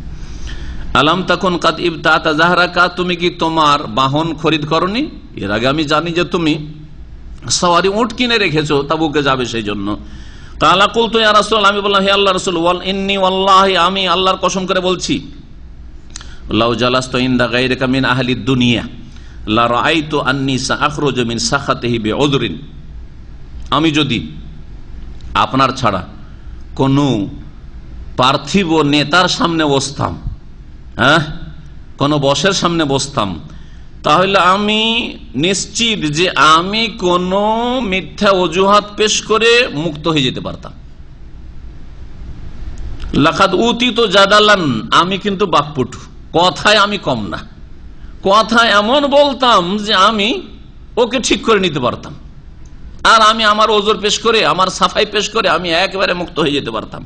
ওয়ালাকিন্নী ওয়াল্লাহি, কিন্তু আল্লাহর কসম করে বলছি, লাকাদ আলিমতু, আমি ভালো করে জানি, বিশ্বাস রাখি, লাইন হাদ্দাসতুকা ইয়াউমা হাদিসা কাযিবিন, আজকে যদি একটা মিথ্যা কথা আপনাকে বলি যে আমার এই অসুবিধা ছিল, ওজর ছিল, তাহলে কি হবে? তারজা বিহান্নি, আপনি তো রাজি হয়ে যাবেন হয়তো, কিন্তু লা ইউশিকান্নাল্লাহু ইউসখিতুকা আলাইয়া, তাহলে বড়ই সম্ভাবনা রয়েছে যে আল্লাহ পাক ওহী করে আপনাকে আমার উপর অসন্তুষ্ট করে দেবেন। আপনি আপাতত রাজি হয়ে গেলেন, আর আল্লাহ তারপরে পরে ওহী করে দিলেন যে তুমি যার উপর রাজি হইলে এ তো নাফরমান, এর তো কোনো ওজর ছিল না, এ তো মিথ্যুক, আপনি আবার নারাজ হয়ে যাবেন। আর এইরকম যদি নারাজ করে দিই, তাহলে আর কোনোদিন আল্লাহকে রাজি করা যাবে না, রাসূলকে রাজি করা যাবে না, ঠিক কিনা? জি, এত বড় অপরাধ আমি করব। ওয়াইন হাদ্দাসতুকা হাদিসা সিদকিন, আর আপনাকে যদি সত্য কথা আমি বলে দিই, তাজিদু আলাইয়া ফিহি, তাতে আপনি মনে কষ্ট পাবেন যে আমার কোনো অসুবিধা ছিল না, যাইনি, বাহ্যিক কষ্ট লাগে, তাই না? ডিউটির সময় যদি আপনি বাইরে চলে যান, কোথায় যদি বলে দেন আমি আমার নিজের ব্যক্তিগত কাজে আছি, বসকে একটু খারাপ লাগবে, তাই না? কিন্তু জানবে যে সত্য কথা বলেছে। কিন্তু যদি বলেন যে আমি অফিসের কাজে আছি, তো কি কাজে? এই একটা মিথ্যা কথাকে ঢাকতে কয়েক মিথ্যা রাসায়নিক নিতে হবে। কি কাজে, কোন জায়গায় আছো, তাহলে কোথায় আছো, তাতেও আপনাকে ভয় লাগছে, কি জানি আবার বসের লোক আমাকে দেখেনি তো রাস্তায় কোথাও, ঠিক কিনা? লাগবে না, লাগবে না? হ্যাঁ, আপনাকে ভয় ধরে আছে, কারণ মিথ্যা বলছেন তো আপনি ভীত। বলছেন যে আমি আপনাকে যদি সত্য কথা বলি আপনি তো মনে কষ্ট পাবেন। ইন্নিল্লা আরজু ফিহি উকবাল্লাহি আযজা ওয়া জাল্লা, কিন্তু এতে আমি আল্লাহর কাছ থেকে সুপরিণতির আশা রাখি, যে আমার পরিণতি ভালো হবে সত্য কথা বলে। ওয়ামা ওয়াল্লাহি মা কানা লি মিন উযরিন, আমার কোনো অসুবিধা ছিল না, ওজর ছিল না। ওয়াল্লাহি, আল্লাহর কসম করে বলছি, মা কুনতু কাত্তু আকওয়া ওয়ালা আইসারা মিন হিনা তাখাল্লাফতু আনকা, আপনার সাথে যে যাইনি পিছিয়ে থেকে গেছিলাম, তখন যত আমি শারীরিক দিকে সুস্থ আর শক্তিশালী ছিলাম, আর অর্থের দিক থেকে আমি সচ্ছল ছিলাম, এইরকম সচ্ছল আর সুস্থ কখনো আমি ছিলাম না, এইরকম কোনো আমার ওজর ছিল না। কালা ফাকালা রাসূলুল্লাহ সাল্লাল্লাহু আলাইহি ওয়াসাল্লাম, তখন রাসূলুল্লাহ বললেন, আম্মা হাযা ফাকাদ সাদাকা, এই ব্যক্তি সত্য কথা বলেছে। মুনাফিকদের ক্ষেত্রে এই কথা বলেননি যে এরা সত্য কথা বলেছে। কসম যখন করছো আর তোমরা যখন বলছো তোমাদের ওজর আছে, ঠিক আছে, তোমাদের ভিতরেটা আল্লাহর জন্য ছেড়ে দিন, আল্লাহ হিসাব নেবেন, আর বাহ্যিক তোমাদের অজুহাত গ্রহণ করলাম, আর কিছু বলবো না তোমাদেরকে। কিন্তু এই কথা বলেননি যে সত্য কথা বলেছে এরা। এই সাহাবী সম্পর্কে বলছেন রাসূলুল্লাহ সাল্লাল্লাহু আলাইহি ওয়াসাল্লাম, এই ব্যক্তি সত্য কথা বলেছে। ফাকুম, যাও, তাহলে তুমি যাও, হাত্তা ইয়াকজি আল্লাহ ফিক, আল্লাহ তোমার সম্পর্কে চূড়ান্ত ফয়সালা করবেন, আমি আর কিছু বলবো না। ওয়াসারা রিজালুম বানি সালমা ফাত্তাবাউনি, বানু সালামার কিছু লোক হিতাকাঙ্ক্ষী দরদি ছিল, তারা আমার পিছনে পিছনে ছুটলো যখন আমি বেরিয়ে গেলাম মজলিস থেকে। ফাকালুল, তারা বলল, ওয়াল্লাহি মা আলিমনাকা আযনাবতা যামবান ক্বাবলা হাযা, আল্লাহর কসম করে বলছি জীবনে তুমি একটা গুনাহ করনি, এই একটা ভুল করেছো যে তুমি যাওনি তাবুকে, তাহলে তুমি একটা ওজর পেশ করতে অসুবিধা কি ছিল? জীবনে তো কোনো গুনাহ করনি তুমি, তো একটা গুনাহ করেছো, একটা যদি বলেও দিতে যে আমার এরকম অসুবিধা ছিল কিছু পারিবারিক, আর কিছু না কিছু কারো সমস্যা থাকতে একটা কিছু বলে দিতে। পরামর্শ দিচ্ছে যে তুমি এরকম সত্য কথা বলে দিলে, তারপরে তোমার ব্যাপারটা এরকম ঝুলন্ত থেকে গেল। লাকাদ আজাজতা ফি আন লা তাকুনা ইতাজারতা ইলা রাসূলিল্লাহ সাল্লাল্লাহু আলাইহি ওয়াসাল্লাম বিমা ইতাজারা বিহিল মুখাল্লাফুন, এই মুনাফিকরা যারা পিছিয়ে ছিল তারা ওজর অজুহাত পেশ করতে পারল, তুমি একটা ওজর পেশ করতে পারলে না, কোন একটা ওজর পেশ করে দিতে তুমি। ফাকাদ কানা কাফিকা যামবাকা ইস্তিগফারু রাসূলিল্লাহ সাল্লাল্লাহু আলাইহি ওয়াসাল্লাম লাকা, তারপরে রাসূলুল্লাহ সাল্লাল্লাহু আলাইহি ওয়াসাল্লাম মুনাফিকদের জন্য আল্লাহর কাছে ক্ষমা চাইলেন, তোমার জন্য আল্লাহর কাছে ক্ষমা চাইতেন, হ্যাঁ, আর একটা অজুহাত পেশ করে বেঁচেও যেতে, আর রাসূলুল্লাহ সাল্লাল্লাহু আলাইহি ওয়াসাল্লাম দোয়াও পেয়ে যেতে যে আল্লাহ তুমি কাবকে মাফ করে দাও, হয়ে যেত, মাফ হয়ে যেত। পরামর্শ এমন না যে মিথ্যা কথা বললে তুমি পাপী হয়ে থেকে যেতে, এটা না, তারাও মুসলিম, কিন্তু বলছে যে রাসূলুল্লাহ দোয়া পেতে, রাসূলুল্লাহ তোমার জন্য ক্ষমা চাইতেন আল্লাহ পাকের কাছে, যার ফলে তোমার আল্লাহ মাফ করে দিতেন, একটু ওজর পেশ করতে অসুবিধাটা কি ছিল, এটা কিছু একটা অজুহাত পেশ করে দিতে। কালা বলছেন, ওয়াল্লাহি মা জালু ইউআন্নিবুনানি, এমন ওরা আমাকে তিরস্কার করা শুরু করলো। হ্যাঁ, এরকম হয় না কোন কেসের ক্ষেত্রে, বিচার সালিসের ক্ষেত্রে, এই তুই এরকম করে কেন বললি না, আপনজন যারা থাকে ওকে বাঁচাইবার জন্য, তুই এরকম করে কেন বললি না, তুই এরকম কেন বললি না, তুই এটা কেন বললি, করে না, করে না। হ্যাঁ, তো ওই রকমই অবস্থাটা বলছি, এমন আমাকে এরা তিরস্কার করা শুরু করলো আর ধমকানো চমকানো শুরু করলো। হাত্তা আরাদতু আন আরজা ইলা রাসূলিল্লাহ সাল্লাল্লাহু আলাইহি ওয়াসাল্লাম ফাউকাযিবা নাফসি, আমার মনে মনে একবার খেয়াল হলো যে যাই ফিরে যায় রাসূলুল্লাহর কাছে, যে ফিরে গিয়ে বলি যে রাসূলুল্লাহ আগে যেটা বলেছিলাম যে কোনো অসুবিধা ছিল না, এটা আসলে ভুল বলেছি, একটু অসুবিধা ছিল, বলার একটা নিয়ত হইল, যে নিজেকে বলি আগে কথাটা মিথ্যা ছিল এখন ঠিক বলছি, এরকম বলার একটা নিয়ত হইল। সুম্মা কুলতু লাহুম, তারপরে তাদেরকে বললাম, হাল লাকিয়া হাযা মাইয়া মিন আহাদিন, আচ্ছা আমার যে অবস্থা ঘটেছে এইরকম কি আর কাউরি ঘটেছে, মানে যারা সত্য কথা বলেছে আর যার ফলে তাদের মুনাফিকদের মতো ছেড়ে দেওয়া হয়নি, উপেক্ষা করা হয়নি, তাদের জন্য রাসূল ক্ষমা চাননি, আল্লাহর ফয়সালার উপর তাদের বিষয়টিকে হ্যাঙ্গিং রাখা হয়েছে, এইরকম আর কোন ব্যক্তি আছে? তখন তারা বলল, নাম, হ্যাঁ, লাকিয়াহু মাকা রাজুল, আর দুইজন আছে, তোমার কেস আর ওই দুইজনের কেস একই কেস, ওরাও সত্য কথা বলেছে, ওদেরকে রাসূলুল্লাহ বলেছেন যাও আল্লাহ ফয়সালা করো, আমি কিছু বলবো না তোমাদেরকে। তিনি মনে মনে চিন্তা করেন আমার তো সঙ্গী আছে, অসুবিধা কি? হ্যাঁ হ্যাঁ, মিলেমিশি করি কাজ, হারি জিতি না ইলাজ। আছে আরো দুজন, যা হয় সবার হবে, ওদের যা হবে আমারও তাই হবে, হবে হবে। যদি মৃত্যুদণ্ড হয় তো হবে, ওদের হবে আমারও হবে, যা হবে হবে, প্রস্তুত। কালাম ইসলাম আকুল, তোমার মতো করে ওরাও সত্য কথা বলেছে। ওয়াকিল আলহম, আর তাদেরকেও নবী সাল্লাল্লাহু আলাইহি ওয়াসাল্লাম বলেছেন ওই রকম ইসলাম আকিল, তোমাকে যেমন বলেছেন যে আল্লাহ তোমাদের ফয়সালা করে যাও।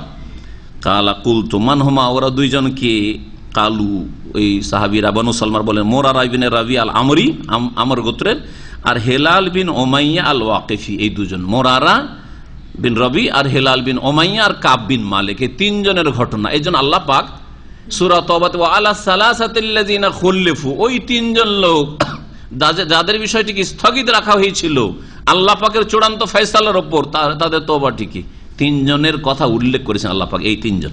কালা ফাযাকারুল রাজুলাইনি সালিহাইনি কাদ শাহিদা বাদরান ফিহিমা উসওয়া, আমি দেখলাম যে এরা তো ভালো মানুষ, এরা বড় নেক লোক, আর এরা দুইজনে আবার বদর যুদ্ধে হাজির হয়েছে। আর বদরে যারা গিয়েছে তাদের সম্পর্কে আল্লাহ আগেই ঘোষণা করেছেন।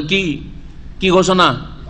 বদরে 313 জন সম্পর্কে আল্লাহ পাকের ঘোষণা ছিল, এ মালু মাসে তুম কাদ গাফারতু লাকুম, এরপরে বদর উপরে যা করবে তাই করো, তোমাদেরকে আমি মাফ করে দিলাম।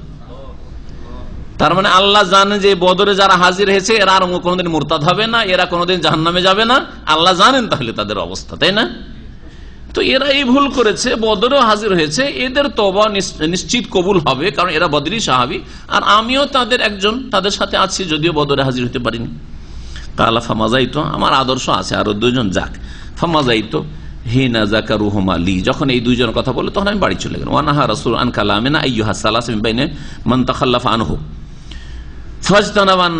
ফাজতানাবানান নাস, রাসূলুল্লাহ সাল্লাল্লাহু আলাইহি ওয়াসাল্লাম আমাদের তিনজনের সাথে কথা বলা সকলকে নিষেধ করে দিলেন, কেউ এই তিনজনের সাথে কথা বলবে না। লোকেরা আমাদের থেকে এমন দূরে দূরে চলা শুরু করলো, তাদের চেহারাই পাল্টে গেল।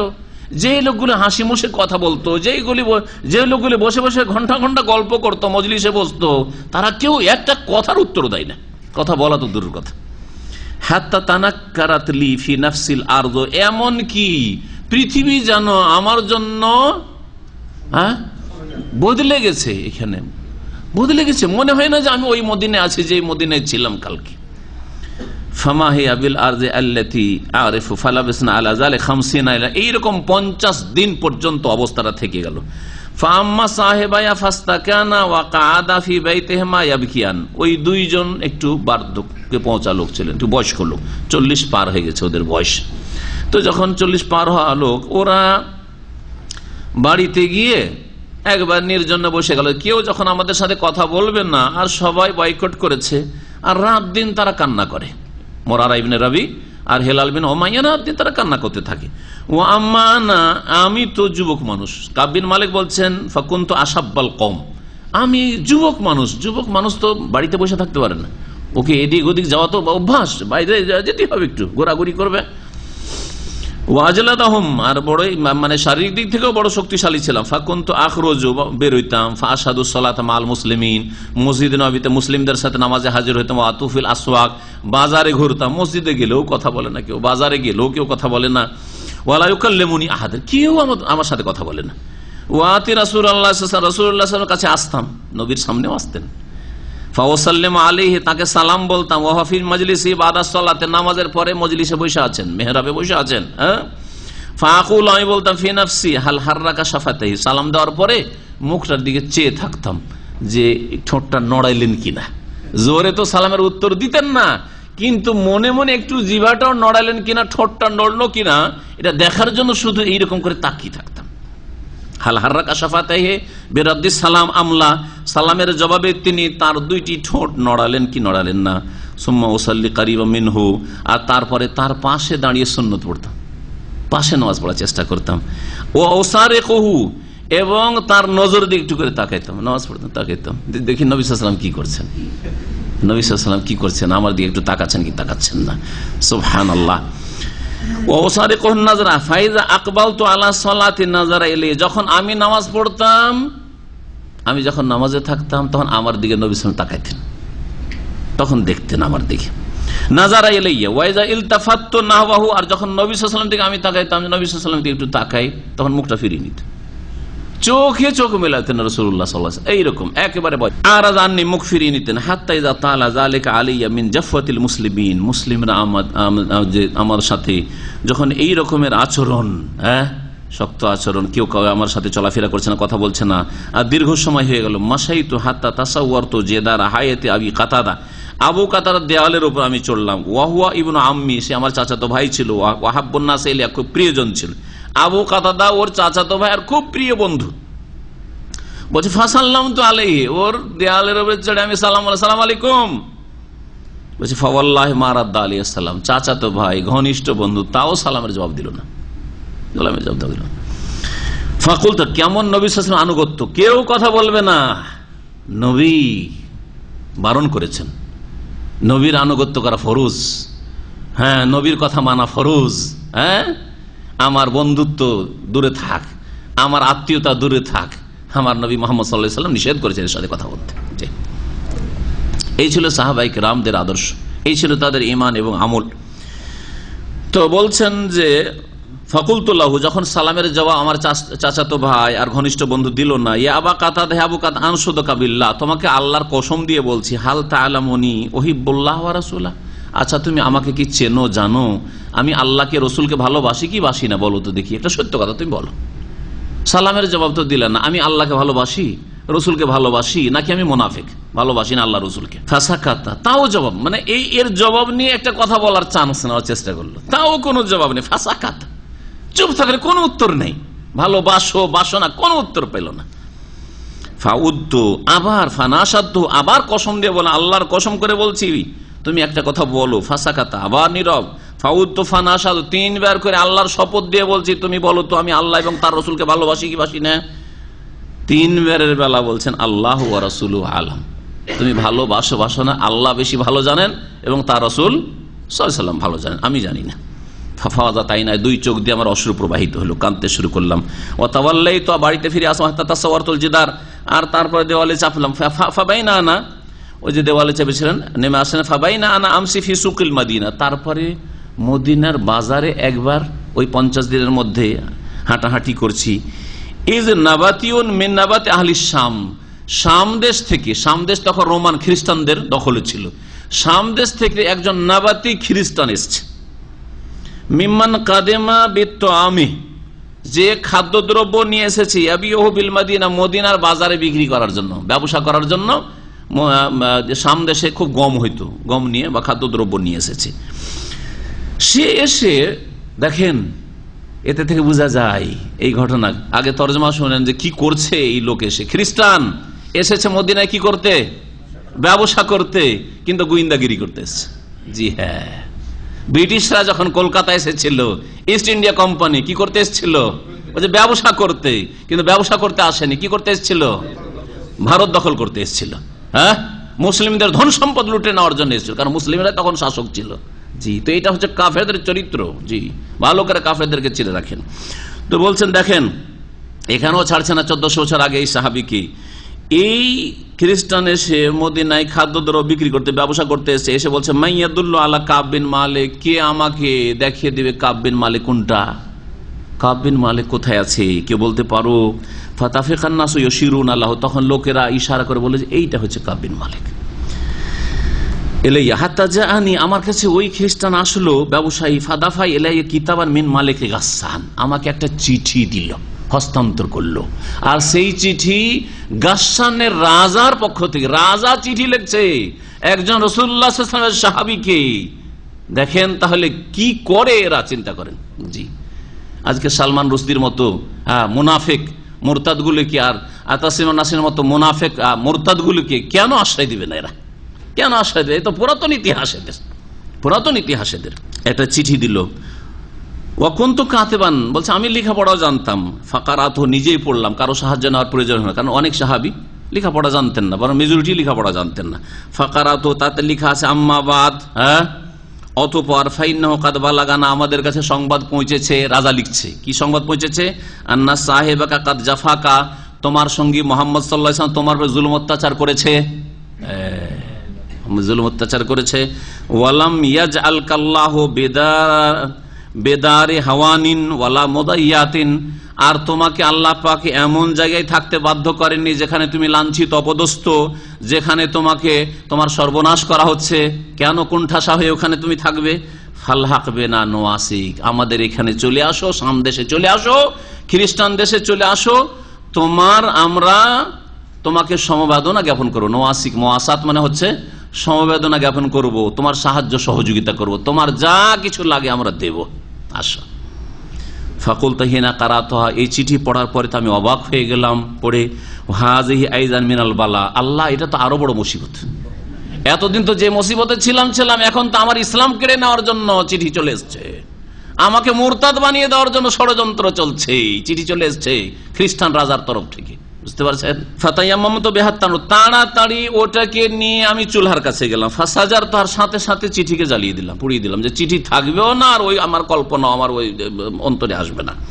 হাত্তাই এদা মাজাত আরবাউনা মিনাল খামসিন, 50 দিনে যখন 40 দিন পার হয়ে গেল, ওয়াস্তাল বাসাল ওহি আসে না, 40 দিন ধরে কোনো না তওবা কবুল হইলো না, ওই আসে না।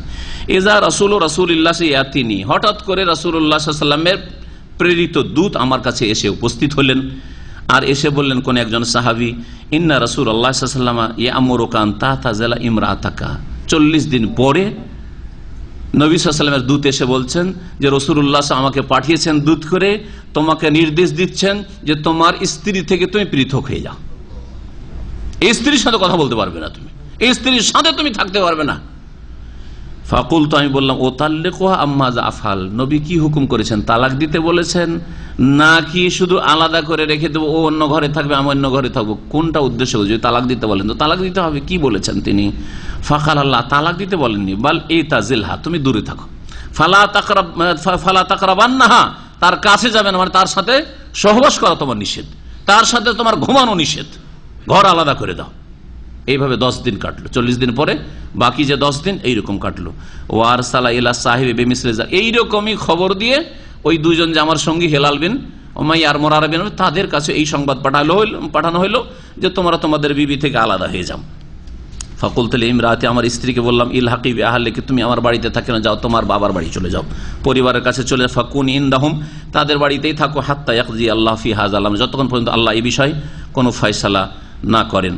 ফাজাত ইমরাত হেলাল বিন উমাইয়া, আমার স্ত্রী তো চলে গেল বাপের বাড়ি, ভাইদের বাড়ি, কিন্তু হেলাল বিন উমাইয়া বৃদ্ধ মানুষ, অচল মানুষ, তার স্ত্রী রাসূলুল্লাহ সাল্লাল্লাহু আলাইহি ওয়াসাল্লামের কাছে দরখাস্ত করার জন্য আসলো। এসে বলল, ফাকালাত ইয়া রাসূলুল্লাহ ইন্না হেলাল বিন উমাইয়া শাইখুন দায়ুন, হেলাল বিন উমাইয়া আমার স্বামী যে সে বৃদ্ধ এবং সেই ব্যক্তি অচল হয়ে গেছে, লাইসা লাহু খাদেম, তার কোনো চাকর নকর দাস দাসীও কেউ নাই, তার দেখাশোনা কে করে? ফাহাল তাকরাহু আন আখদেমাহু, আমি তার স্ত্রী হিসাবে তার খেদমত করব, আপনি অনুমতি দিচ্ছেন নাকি আপনি এটাও পছন্দ করেন না? আপনার যেটা হয় অনুমতি। কাল আল্লাহ, মানে আমি ঘৃণা মনে করি না, আমি অপছন্দ করি না, তুমি খেদমত করতে পারো। ওয়ালাকিন লা ইয়াকরাবান্নাকি, তবে তোমার কাছে যেন না আসে, অর্থাৎ তোমার সাথে মেলামেশা না হয়, এক বিছানায় ঘুমানো না হয়। ফাকালাত, সেই মহিলা বলল, ইন্নাহু ওয়াল্লাহি মা বিহি মিন হারকাতিন ইলা শাই, ও এত বুড়ো হয়ে গেছে যে ওর মধ্যে এই রকমের কোনো হরকতি নড়াচড়াই নেই, তার মানে তার মধ্যে যৌন চাহিদা বলতে কিছুই নেই, সুতরাং ওর প্রয়োজনই নেই। মনে মনে হয়তো বললেন, ওয়াল্লাহি মা জালা ইয়াবকি মুনযু কানা মিন আমরি, তারপরে আল্লাহর কসম করে বলছি আমার স্বামী ওই প্রথম দিন যেই দিন গেছে আপনার কাছ থেকে কাঁদতেই আছে, সবসময় কাঁদতেই আছে। মুনযু কানা মিন আমরিহি মা কানা, যা হওয়ার যে হয়েছে আপনার মজলিস থেকে গেছে, ইলা ইয়াউমি হাযা, আজ পর্যন্ত কাঁদতে আছে। ফাকাল আলী বাজু আহলি লাউ ইস্তাজানতা রাসূলুল্লাহ ফি ইমরাতিকা, কাব বিন মালিক বলছেন আমার পরিবারের কিছু সদস্য তারা বলল যে দেখো হেলালের বিবি গিয়ে কমপ্লেন করলো যে আমার খেদমত করার প্রয়োজন রয়েছে, আমার স্বামী অচল, তো অনুমতি দিয়েছেন, তো তুমিও এক কাজ করো, তোমার বিবিকে পাঠিয়ে দাও, অথবা তুমি গিয়ে বলো যে আমার অসুবিধা আছে, আমার বিবিটা শুধু আমার খেদমত করবে, যাও দরখাস্ত করো। লাউ ইস্তাজানতা রাসূলুল্লাহ, নবী সাল্লাল্লাহু আলাইহি ওয়াসাল্লামের কাছে যদি অনুমতি চেয়ে নাও তোমার বিবির ব্যাপারে, ফাকাদ আযানা আলা ইমরাতি হেলাল বিন উমাইয়া, হেলাল বিন উমাইয়ার স্ত্রীকে অনুমতি দিয়েছেন খেদমত করার জন্য। ফাকুলতু, আমি বললাম, লা আস্তাজান ফিহা রাসূলুল্লাহ সাল্লাল্লাহু আলাইহি ওয়াসাল্লাম, আমি নবীর কাছে অনুমতি চাইতে যাব না, আমি এই কাজ করতে পারবো না। ওয়া মা ইউদরিনি মাযা ইয়াকুলু রাসূলুল্লাহ ইযা আস্তাজানতুহু ফিহা, আর আমি কেমন করে বা জানবো যদি অনুমতি চাইতে যায় আর অনুমতি না দেন তিনি? আমি যুবক মানুষ, আমাকে অনুমতি নাও দিতে পারে, তিনি বৃদ্ধ মানুষ, বৃদ্ধর খেদমতে অনুমতি দিয়েছেন। ওয়ানা রাজুলুন শাব, আমি যুবক মানুষ, ফালাবেস্ত বেজারিক আশার, আর বাকি 10 দিন পুরা হইল। 10 দিন যখন পুরা হয়ে গেল, ফাকামুল আলানা খামসুনা লাইলা, টোটাল কতদিন হয়ে গেল? 50 রাত পুরা হয়ে গেল। মিনহিনে নহি আন কালামিনা, সেই দিন থেকে, যেই দিন থেকে আমাদের সাথে কথা বলা নিষেধ করা হয়েছে সাহাবায়ে কেরামগণকে। সুম্মা সাল্লাইতু সালাতাল ফজর সাবাহ 50 লাইলা, 50 রাত পুরা হয়ে যে ফজরের নামাজ, ওই ফজরের নামাজ আমি পড়লাম আলা জাহরে বাইতিন মিন বুয়ুতিনা, আমাদের কোন বাড়ির এক ছাদে। কেউ কথা বলে না তো মধ্যে, নিজের বাড়িতে নামাজ পড়েছে, কারোর সাথে কোনো কথা নেই, কেউ সব বয়কট করেছে, বাড়ির ছাদের উপরে নামাজ পড়েছে সেই দিন ফজরের। সুম্মা বলছেন সুম্মা সাল্লাতু সালাতাল ফজর সাবাহ 50 লাইলা আলা জাহরি বাইতিন মিন বুয়ুতিনা ফাবাইনা আনা জালিসুন আলাল হালিল আল্লাতী যাকারাল্লাহু তাআলা মিন্না, নামাজটা পড়ে ফজর আমি ওই অবস্থায় বসে আছি, এমন অবস্থায় বসে আছি যে অবস্থার কথা আল্লাহ কোরআনে কারীম উল্লেখ করেছেন। কোরআনে কারীম কি উল্লেখ করেছেন? ফাযাকাত আলাইহিমুল আরদু বিমা রাহাবাত ওয়া যাকাত আলাইহিম আনফুসুহুম, পৃথিবী প্রশস্ত হওয়া সত্ত্বেও তাদের জন্য কি হয়ে গেছিল? সংকুচিত হয়ে গেছিল, সংকীর্ণ হয়ে গেছিল। ওয়া যাকাত আলাইহিম আনফুসুহুম, আর তাদের জীবন যাপন করাও কঠিন হয়ে পড়েছিল, কেউ কথা বলে না, জীবন যাপন অচল হয়ে গেছিল, আর মনে হয় বাঁচবো না, এইরকম অবস্থা হয়েছিল।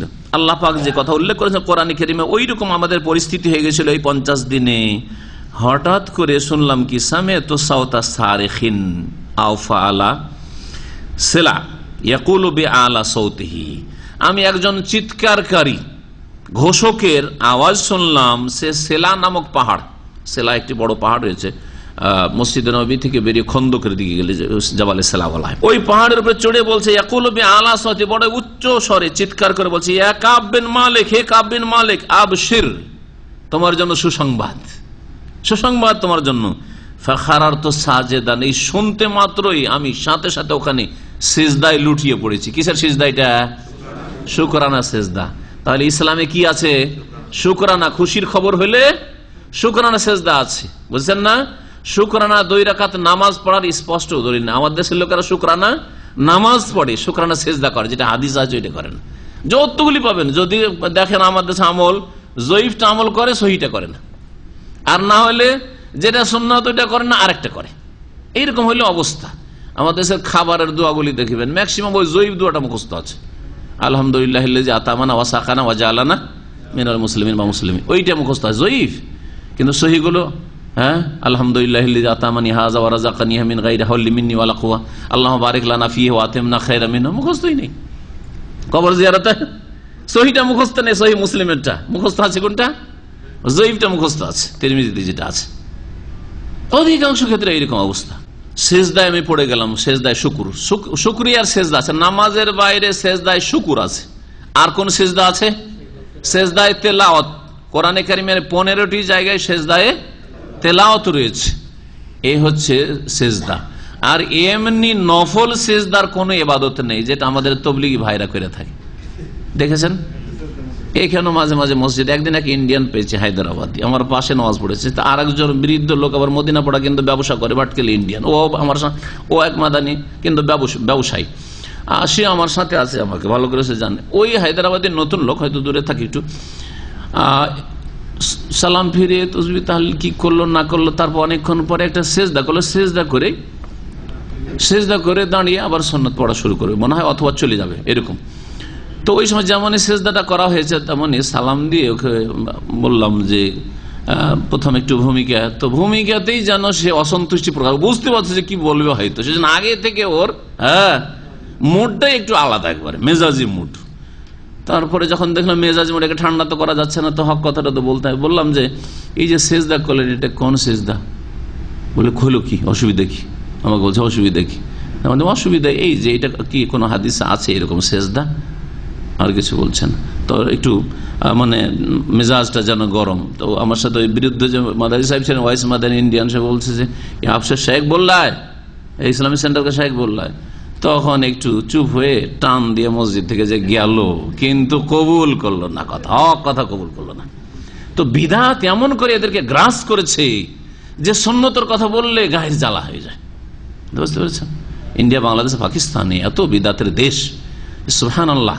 সুন্নতের কথা বললে অসন্তুষ্ট হয়, বিদআতের কথা বললে খুশি হয়, কিচ্ছা কাহিনী বললে খুশি হয়, তাওহীদ আর সুন্নতের কথা বলে, নবীর আদর্শের কথা বলে নারাজ হয়। ওয়ারাফতু আন্নাহু কাদ জাআ ফারাজ, যেমনই এই সুসংবাদ বলেছে আর সেজদা শুকর করলাম, আমি বুঝতে পারলাম যে আমার মুসিবত হালকা হয়ে গেছে, আমার বালা মুসিবত দূর হয়েছে। ফাআযানা রাসূলুল্লাহ সাল্লাল্লাহু আলাইহি ওয়াসাল্লাম আন-নাস বিতাওবাতিল্লাহি আযজা ওয়া জাল্লা আলাইনা, রাসূলুল্লাহ সাল্লাল্লাহু আলাইহি ওয়াসাল্লাম লোকজনের সামনে ঘোষণা করলেন যে আল্লাহ পাক তওবা কবুল করেছেন আমাদের। হিনা সাল্লা সালাতুল ফজর, সালাতুল ফজর পড়ার পরে, ফজর নামাজ পড়ে সালাম ফিরে নবী সাল্লাল্লাহু আলাইহি ওয়াসাল্লাম জানিয়ে দিলেন যে দেখো আজকে রাত্রে আয়াত নাযিল হয়েছে কোরআনে কারিমে, আর এই তিনজন সাহাবীর তওবা আল্লাহ পাক কবুল করেছেন।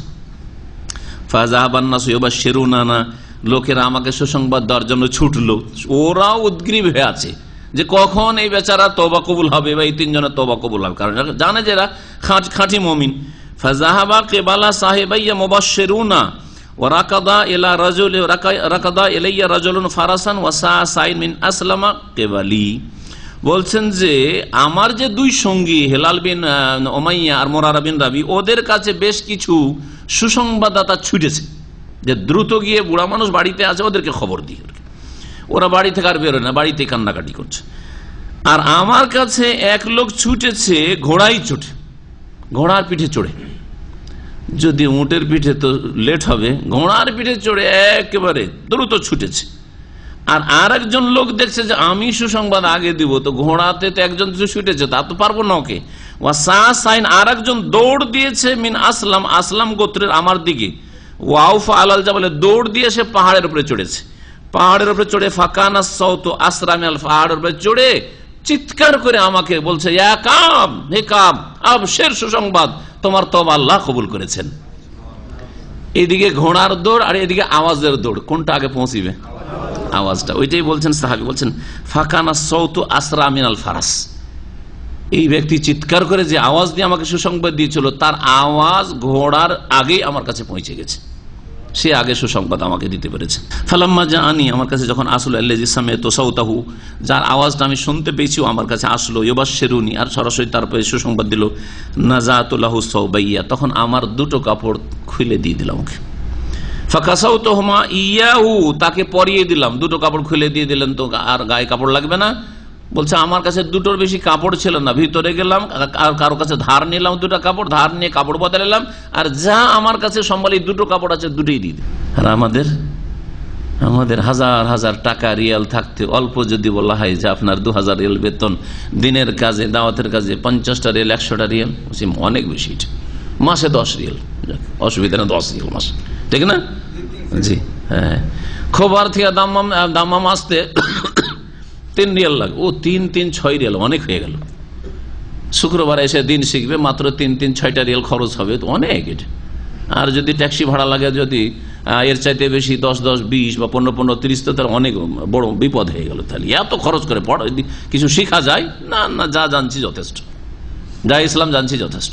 বলছেন যে যখন আমাকে সুসংবাদ দিতে আসলো সরাসরি, ফাকাসাউতুহুমা ইয়াহু বিবুশরাহু, যেহেতু সে সুসংবাদ আমাকে দিয়েছে তার উপর খুশি হয়ে আমি তাকেও আমার দুটো পরনের কাপড় পরিয়ে দেবো। ওয়াল্লাহি, আল্লাহর কসম করে বলছে, মা আমলিকু গায়রাহুমা ইয়াওমা, সেই দিন আমার দুটো কাপড়ের বেশি আর কোনো কাপড় ছিল না। ওকে কি বলা হচ্ছে? একটু আগে বললাম যে সেই সাহাবী সবচেয়ে সচ্ছল সাহাবী। নবী সাল্লাল্লাহু আলাইহি ওয়াসাল্লাম জামানায় যেই ব্যক্তি সচ্ছল তার কাছে দুটো কাপড় আছে, ভালো দুটো কাপড় আছে, এ হচ্ছে সচ্ছল ব্যক্তি, একজন সচ্ছল গণ্য করা হচ্ছে তাকে। আজকাল কত কাপড় আছে, নিজের কথা নিজে বলতে পারবেন না, যে কয়টা আপনার জুব্বা থাকলে জুব্বা, কয়টা প্যান্ট আছে, কয়টা গেঞ্জি আছে, কয়টা শার্ট আছে, নিজে বলতে পারবেন না। আর আপনার স্ত্রী শাড়ি যদি হয় আর সালোয়ার কামিজ, তো আরো বলতে পারবে না, কারণ মহিলাদের পুরুষের 2 থেকে 3 গুণ 4 গুণ থাকে না, থাকে না? আপনার যদি 10টা থাকে তোর 40টা, হিসাব করে দেখবেন আপনি। এক দাওয়াতে কিছু মহিলারা গেছে, তাদের গ্যাদারিং হয়েছে, আর ওখানে প্রতিযোগিতা কম্পিটিশন চলছে যে কার কাছে কতটা শাড়ি আছে। তো এক মহিলা বলছে 30, তো আর এক মহিলা বলছে আমার কাছে 40। এ দাম মামের খবর এগুলো। জি হ্যাঁ, তা আল্লাহ হিসাব নেবে না, এগুলোর হিসাব দিতে হবে অবশ্যই। ওয়াল্লাহি, আল্লাহর কসম করে বলছি, এই দুটো কাপড়ের বেশি আমার কাছে কিছু। ওয়াস্তারতু সাওবাইনে ফালাবিস, দুটো কাপড় কারো কাছে ধার করলাম পরিবারে, আর তারপরে সেই দুটো পরে নিলাম। ওয়ান্তালাকতু আতাআম্মামু রাসূলুল্লাহ, তারপরে আমি ছুটলাম, ওই দুটো আমার কাপড় দান করে দিয়ে ওকে দিয়ে বকশিশ দিয়ে ছুটলাম রাসূলুল্লাহ সাল্লাল্লাহু আলাইহি ওয়াসাল্লামের খেদমতে খুশি হই। ইয়াতালাক্কানিন নাসু ফাওজান, লোকেরা রাস্তায় দলে দলে আমার সাথে দেখা করছে আর সালাম মোসাফা করছে। এতদিন পর্যন্ত 50 দিন কথা বললে উত্তর দেয় না। আমি আল্লাহকে ভালোবাসি, রসুলকে ভালোবাসি কি না তাও জবাব পাই না। হ্যাঁ, কোনো জবাব নেই। আর যেমনই তওবা কবুল হয়ে গেছে তেমনি দলে দলে ফৌজান ফৌজান দলে দলে সালাম মুসাফা করার জন্য ভিড় লাগিয়ে দিয়েছে রাস্তায় আমার সাথে। ইউহান্নানি বিত্তাওবাতে, তওবার মোবারকবাদ পেশ করছে তারা আমাকে।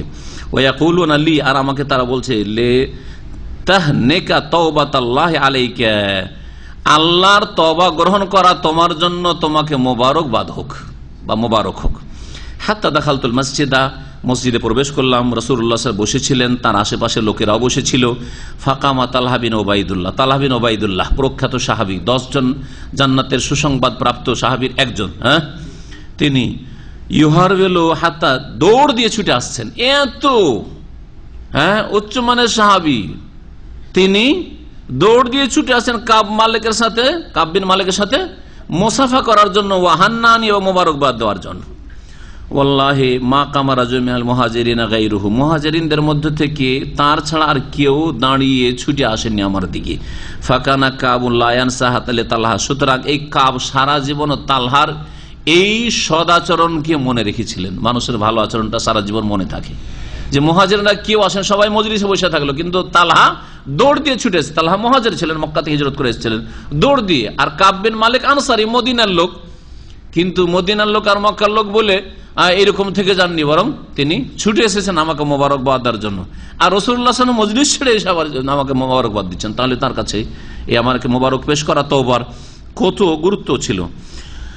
ওয়াল্লাহি মা কামা রাজুল, তারপরে বলছেন কালা কাব বলছেন ফালাম্মা সাল্লামতু আলা রাসূলিল্লাহ, রাসূলুল্লাহ সাল্লাল্লাহু আলাইহি ওয়াসাল্লামকে সালাম করলাম আমি। কালা ওয়া হুয়া ইয়াবরুকু ওয়াজহু মিনাস সুরুর, খুশিতে রাসূলুল্লাহ সাল্লাল্লাহু আলাইহি ওয়াসাল্লামের চেহারা মোবারক চমকিছে।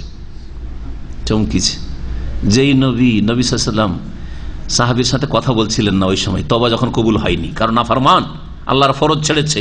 আর যেই দিন আল্লাহ তওবা কবুল করেছেন, আমার সাথে কোনো তোমার মনোমালিন্যতা নেই, আছে কি?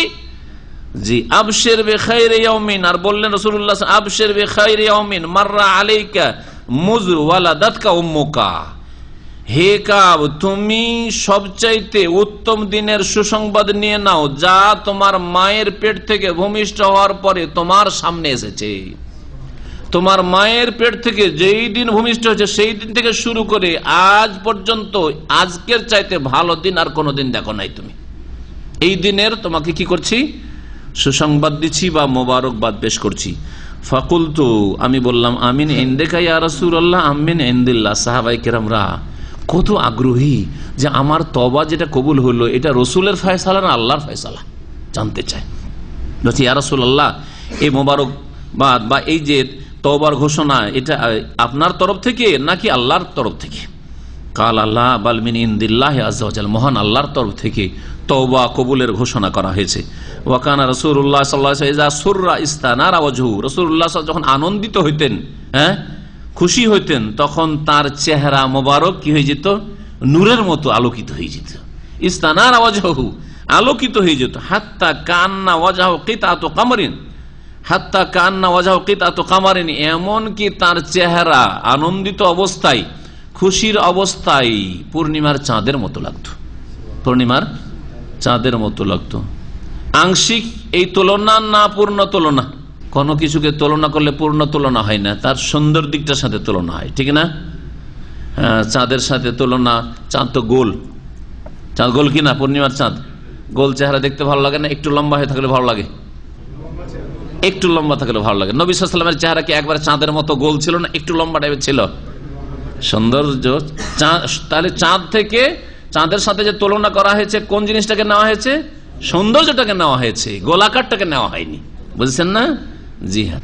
ওয়াকুন্না নারিফু যালিকা মিনহু, আমরা জানতাম যে নবী সাল্লাল্লাহু আলাইহি ওয়াসাল্লাম কখন খুশিতে আছেন, বুঝতে পারতাম চেহারা দেখলে। ফালাম্মা জালাস্তু বাইনা ইয়াদাইহি, যখন বসলাম তার সামনে, কুলতু, বললাম ইয়া রাসূলুল্লাহ, হে আল্লাহ রাসূল সাল্লাল্লাহু আলাইহি ওয়াসাল্লাম, ইন্না মিন তাওবাতি আন আনখালিয়া মিন মালি সাদাকাতান ইলাল্লাহি ওয়া ইলা রাসূলিহি, আমার যখন তওবা কবুল হয়েছে, তো এই তওবা কবুলের বিনিময়ে আমি খুশি হয়ে আমার ধন সম্পদ যা আছে আমি আল্লাহর জন্য এবং আল্লাহ রসুলের জন্য সাদকা করে দিচ্ছি।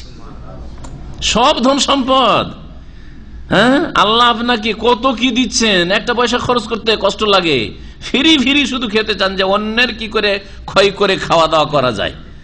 আর পুরা ধন সম্পদ তাও বাড়ির টাকা পয়সা নেই, জমি জায়গা বাগান, পুরা বাগানটাই দিয়ে দিচ্ছেন, সব দিয়ে দিচ্ছেন। মদিনার যত বাগান ছিল সব দিয়ে দিলাম সাদকা আল্লাহ এবং তার রাসূলের জন্য। ফাকালা রাসূলুল্লাহ বললেন, আমসিক আলাইকা বাযা মালিকা ফাহুয়া খায়রুন লাক, তোমার কিছু ধন সম্পদ তুমি তোমার কাছে রাখো, এটা তোমার জন্য কল্যাণকর হবে, তোমার ছেলে মেয়েরা আছে তাদের প্রয়োজন হবে। এটা হচ্ছে নবীর আদর্শ। আর পীরদের আদর্শ যেতনা আতা হ্যাঁ আনে দো, হ্যাঁ যত নজরানা, কেউ যদি না দেয়, আরে কিছু দিয়ে গেলেন না। একবার মাজারে তামাশা দেখতে গেছিলাম অনেক আগে, যখন নতুন নতুন যুবক মানুষ ছিলাম, 25-26 বছর বয়স, মাজারে তামাশা দেখতে।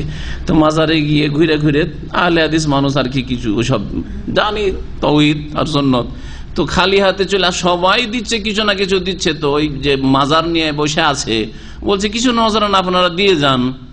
তো আমি একটু ঠাট্টা করে, তখন যুবক মানুষ বললাম আমাদের কাছে দেওয়ার মতো কিছু নাই। বলছি কেমন কথা বলেন, ওলিউল্লাহর মাজারে এসছেন আর খালি হাতে চলে এসছেন, কিছু নাই আপনাদের কাছে, একটা টাকাও নেই। বলছি একটা টাকাও দেওয়ার মতো নেই, ওই দেওয়ার মতো লাগিয়ে দিছি। এটা হলো বাঁকা করা, মিথ্যা কথা হলো না। পকেটে আছে, আমার কাজের পয়সা আছে, শিরকি কাজে দেওয়ার জন্য আছে। এই যে তাওরিয়া প্রথম বললাম না, যে কথা আপনি বলছেন বাহ্যিক হয়তো মানে মিথ্যা, পকেটে টাকা আছে বলছে নেই, আমার দেওয়ার মতো টাকা নেই। আমার জীবনে ওইরকম একবার পূজার চাঁদা যাচ্ছে এক জায়গায় সফরে মাদ্রাসা থেকে, আর রাস্তাতে টমটমে আছি, টমটম ঘেরে এনেছে হিন্দু যুবকটা, আর ওরা ওইসব পয়সা নিয়ে ধান্দা করে খাবে সব যুবক পোলাপন। পূজার চাঁদা সবার কাছ থেকে, কেউ 5 টাকা 7 টাকা 10 টাকা যা পারলো দিল। শেষখানে আমাকে, কারণ দাড়িওয়ালা আমাকে দেখলো, তখন প্রথম যুগে দাড়ি একটু হয়েছে, আমি তো আল্লাহ আল্লাহ করছি যে জানটা বাঁচবে কিনা আল্লাহ ভালো জানে। এই এলাকাতে কিছু মুসলিমও আছে, আবার হিন্দুও মেজরিটি, কি যে হয় ভারতে। আলহামদুলিল্লাহ শেষখানে যখন আমাকে বললো যে আপনিও কিছু দেন, তাই আমি বললাম আমার কাছে দেওয়ার মতো কিছু নেই। এই জবাবটাই দিয়েছিলাম, আমার কাছে দেওয়ার মতো কিছু নেই। আরে 1 টাকা তো দেন। বলছে 1 টাকা আমার কাছে দেওয়ার মতো নেই ভাই, আমি অনেক দূর সফরে যাচ্ছি, আর যাচ্ছিলাম কয়েকশো কিলোমিটার 300 কিলোমিটার দূর ওখান থেকে। আলহামদুলিল্লাহ বেঁচে গেলাম, আল্লাহ পাক তাদের অন্তরে ভীতি সঞ্চার করলেন, অথবা তাদেরকে ফিরিয়ে দিলেন, আল্লাহ পাক আমাকে হেফাজত করলেন ওই কাফেরদের অনিষ্ট থেকে। জি, যে আমার ধন সম্পদ যা আছে আল্লাহ এবং রাসূলের জন্য সাদাকা। নবী সাল্লাল্লাহু আলাইহি ওয়াসাল্লাম বললেন কিছু রাখো। ফাকুলতু, আমি বললাম যে ইন্নী উমসিকু সাহমিল্লাযী বিখাইবার, মদিনার সব বাগান দান করে দেন, রাখবো না আমি। আল্লাহর সন্তুষ্টির জন্য খুশি হয়ে আমি তওবা কবুল করেছেন, আমি সব দান করে দিলাম। তবে খাইবারে আমার একটা অংশ আছে, একটা জমি বাগান আছে, সেটা আমি রেখে নিলাম, ওইটা থাকলো শুধু আমার। ওয়াকুলতু ইয়া রাসূলুল্লাহ, আমি বললাম ইয়া আল্লাহর রাসূল, ইন্নাল্লাহ তাআলা ইন্নামা আনজানি বিসিদক, আল্লাহ আমাকে সত্য কথা বলার জন্য মুক্তি দান করেছেন। মিথ্যা বললে আমার উপর আল্লাহর গজব নেমে আসতো, আল্লাহ আমার মুখোশ খুলে দিতেন যে মিথ্যা কসম করেছে বা মিথ্যা কথা বলেছে। ওয়াইন্না মিন তাওবাতি, আর আমার তওবার অন্তর্ভুক্ত হচ্ছে আল্লাহ ওয়াহাদ্দিসা ইল্লা সিদকান মা বাকিতু, বাকি যতদিন আমি পৃথিবীতে বেঁচে থাকবো জীবনে কখনো মিথ্যা কথা বলবো না। এটা আল্লাহর সাথে ওয়াদা, আপনার সাথে ওয়াদা, যে আমাকে সত্য কথা বলার কারণে আল্লাহ আমাকে মুক্তি যখন দিয়েছেন, জীবনে সত্য ছাড়া আর মিথ্যা কথা কখনো বলবো না যতদিন বেঁচে আছে। ফাওয়াল্লাহি মা আলিমতু আহাদাম মিনাল মুসলিমিন আবলাহুল্লাহু তাআলা ফি সিদকিল হাদিসে মুন যাকারতু যালিকা রাসূলুল্লাহ সাল্লাল্লাহু আলাইহি ওয়াসাল্লাম আহসান মিম্মা আবলানিল্লাহু তাআলা বিহি, আমাকে যেমন আল্লাহ পাক পরীক্ষায় ফেলেছেন, এইরকম পরীক্ষায় সত্য কথা বলার জন্য কেউ পড়েনি কোনোদিন, এই পরীক্ষায় উত্তীর্ণ হয়েছে আমি। ওয়াল্লাহি মা তাআম্মাদতু কাযিবাতান মনুজো কুলতো জালিকালি রাসূলুল্লাহ ইলা ইয়াউমি হাযা, আজ পর্যন্ত, অনেকদিন পরে বয়ান করছে শেষ জীবনে বলছেন যে আজ পর্যন্ত আর ওই যে বলেছিলাম রাসূলুল্লাহ সাল্লাল্লাহু আলাইহি ওয়াসাল্লাম জীবনে কোনো মিথ্যা কথা আর বলবো না, একটিও কথা ইচ্ছা করে কখনো মিথ্যা বলিনি। ওয়াল্লাহি ওয়া ইন্নী লা আরজু আন ইয়াহফাযিনা আল্লাহু তাআলা ফিমা বাকিয়া, ওয়া ইন্নী লা আরজু আন ইয়াহফাযানি আল্লাহু তাআলা ফিমা বাকিয়া, আর আল্লাহ পাকের কাছে আশা রাখি যে বাকি যে কতদিন আমার হায়াত রয়েছে, সময় রয়েছে, আয়ু রয়েছে, তাতে যেন আল্লাহ আমার হেফাজত করেন মিথ্যা থেকে। এই দোয়া করলেন তিনি। তা বলছেন ফাআনজালাল্লাহু তাআলা, আল্লাহ পাক এই আয়াতগুলি নাযিল করেছেন, লাকাদ তাবাল্লাহু আলান নবী ওয়াল মুহাজিরিন ওয়াল আনসার, নিঃসন্দেহে আল্লাহ পাক তওবা গ্রহণ করেছেন নবীর, মুহাজিরিনদের, আনসারদের। তারা এই ভুল করেননি, কিন্তু তাদের কথা প্রথম উল্লেখ করা হয়েছে, কারণ সবাই তওবার মুখাপেক্ষী বান্দা হিসাবে তাদের কথা উল্লেখ করেছেন। তারপরে তখন এই 3 জনের কথা উল্লেখ করেছেন, আল্লাযীনা তাবাউ ফি সাআতিল উসরা, যারা সংকটের মুহূর্তে তাবুকের যুদ্ধে অনুসরণ করেছিল রাসূলুল্লাহ সাল্লাল্লাহু আলাইহি ওয়াসাল্লামের, তারপরে ইন্নাহু বিহিম রাউফুর রাহিম। তারপরের আয়াত রয়েছে ওয়া আলা সালাসাতিল্লাযিনা খুল্লিফু, আর ওই তিনজনেরও তওবা আল্লাহ কবুল করেছেন। যেই তিনজনের বিষয়টিকে স্থগিত রাখা হয়েছিল বা তারা পিছনে থেকে গিয়েছিল, পিছনে তাদেরকে রেখে দেওয়া হয়েছিল শাব্দিক অর্থ, হাত্তা ইযা যাকাত আলাইহিমুল আরদু বিমা রাহাত, পৃথিবী প্রশস্ত হওয়া সত্ত্বেও তাদের জন্য সংকীর্ণ হয়ে পড়েছিল। এই করে আয়াতগুলি তাফসির হয়ে গেছে। সূরা তওবার আয়াত নম্বর 117 থেকে 19 পর্যন্ত আয়াতগুলি রয়েছে। শেষ আয়াতটি রয়েছে আইয়ুহাল্লাযীনা আমানুত্তাকুল্লাহ ওয়া কুনু মাস সাদিকিন, হে মুমিন সকল তোমরা আল্লাহকে ভয় করো এবং সত্যবাদীদের সাথে হয়ে যাও। কাব বিন মালিক যেমন সত্যবাদী, 50 দিনের বালা মুসিবত তার উপর এসেছে, স্ত্রী থেকে আলাদা হইতে হয়েছে, কেউ 50 দিন তাদের সাথে কথা বলেনি, তারপরে এই তিনজন সাহাবাই কেরাম সত্যের উপর অটল থেকেছেন। এইরকম সত্যবাদীদের সাথে হয়ে যাও, অর্থাৎ সৎকর্মশীল সত্যবাদী মুমিনদের সাথে হয়ে যাও, নিজেও সত্যবাদী হও আর ভালো লোকের সংসর্গ গ্রহণ করো। কাব বলছেন ওয়াল্লাহি মা আনআমাল্লাহু আলাইহি মিন নি'মাতিন কাত্তু বাদা ইয হাদানি আল্লাহু লিল ইসলাম আযম মিন নাফসি মিন সিদকি রাসূলুল্লাহ সাল্লাল্লাহু আলাইহি ওয়াসাল্লাম আল্লা আকুনা কাযাবতুহু। আমার ওপর ইসলাম কবুল করার পরে এই সত্য কথা বলার নিয়ামতের চাইতে বড় নিয়ামত আর কিছু আল্লাহ দেননি। ইসলাম সবচেয়ে বড় নিয়ামত, আর তারপরে সবচেয়ে বড় আল্লাহর নিয়ামত হচ্ছে যে আল্লাহ আমাকে সত্য কথা বলার তৌফিক দান করেছেন। যদি মিথ্যা বলতাম তাহলে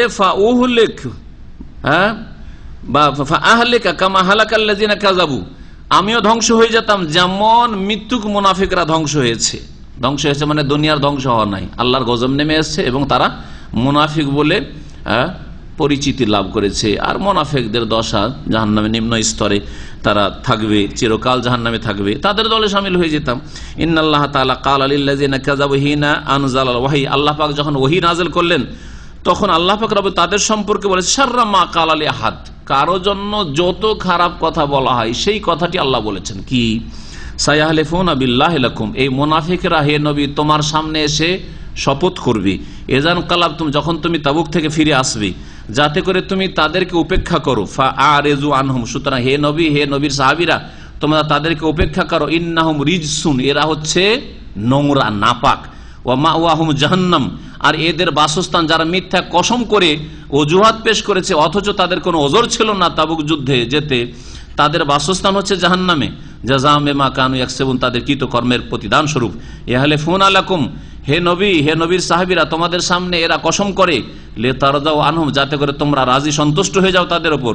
ফাইন তারদাউ আনহুম, হে নবী, হে নবীর সাহাবায়ে কেরাম খোলাফায়ে রাশিদিন, তোমরা যদি মুনাফিকদের উপর রাজি হয়ে যাও, জেনে রাখো ফাইনাল্লাহা লা ইয়ারদা আনিল কওমিল ফাসিকিন, আল্লাহ পাক পাপিষ্ঠ জাতির উপর কখনো রাজি হবেন না। সূরা তওবার আয়াত নম্বর 95-96 রয়েছে। কাব বলছেন কুন্না খুল্লিফনা আইয়ুহা সালাস, আমরা তিনজন লোক থেকে গেছিলাম, আমরা মুমিন ছিলাম, আর বাকি লোকেরা যারা পিছে থেকে ছিল তারা ছিল মুনাফিক। উলাইকাল্লাযিনা কাবিলা মিনহুম রাসূলুল্লাহ সাল্লাল্লাহু আলাইহি ওয়াসাল্লাম হিনা হালাফু লাহু ফাবায়াহুম ওয়াস্তাগফারলাহুম ওয়া আরজা রাসূলুল্লাহ সাল্লাল্লাহু আলাইহি ওয়াসাল্লাম আমরানা, ওদের জন্য তো দুনিয়ার ক্ষমা চাইলেন কিন্তু আল্লাহ ক্ষমা করলেন না, কারণ কোরআন আল্লাহ বলেছেন মুনাফিকদের জন্য 70 বার করে যদি ক্ষমা চাও তবুও ক্ষমা করব না। আর আমাদের বিষয়টিকে আল্লাহ পাক স্থগিত রেখেছিলেন রাসূলুল্লাহ সাল্লাল্লাহু আলাইহি ওয়াসাল্লামের মাধ্যমে, কিন্তু আল্লাহ পাক আমাদের তওবা কবুল করেছিলেন। মুত্তাফাকুন আলাইহি, হাদিস বুখারী মুসলিমের। এখানে আমাদের আজকের আলোচনা শেষ হলো। আর শেষখানে একটা অংশ রয়েছে যে নবী করিম সাল্লাল্লাহু আলাইহি ওয়াসাল্লাম তাবুকের যুদ্ধে বেরিয়েছিলেন ইয়াউমুল খামিস, বৃহস্পতিবারের দিনে। ওয়া কানা ইউহিব্বু আন ইয়াখরুজা ইয়াউমুল খামিস, আর নবী করিম সাল্লাল্লাহু আলাইহি ওয়াসাল্লাম যে কোনো সফরে যথাসাধ্য বৃহস্পতিবারে বের হওয়ার চেষ্টা করতেন।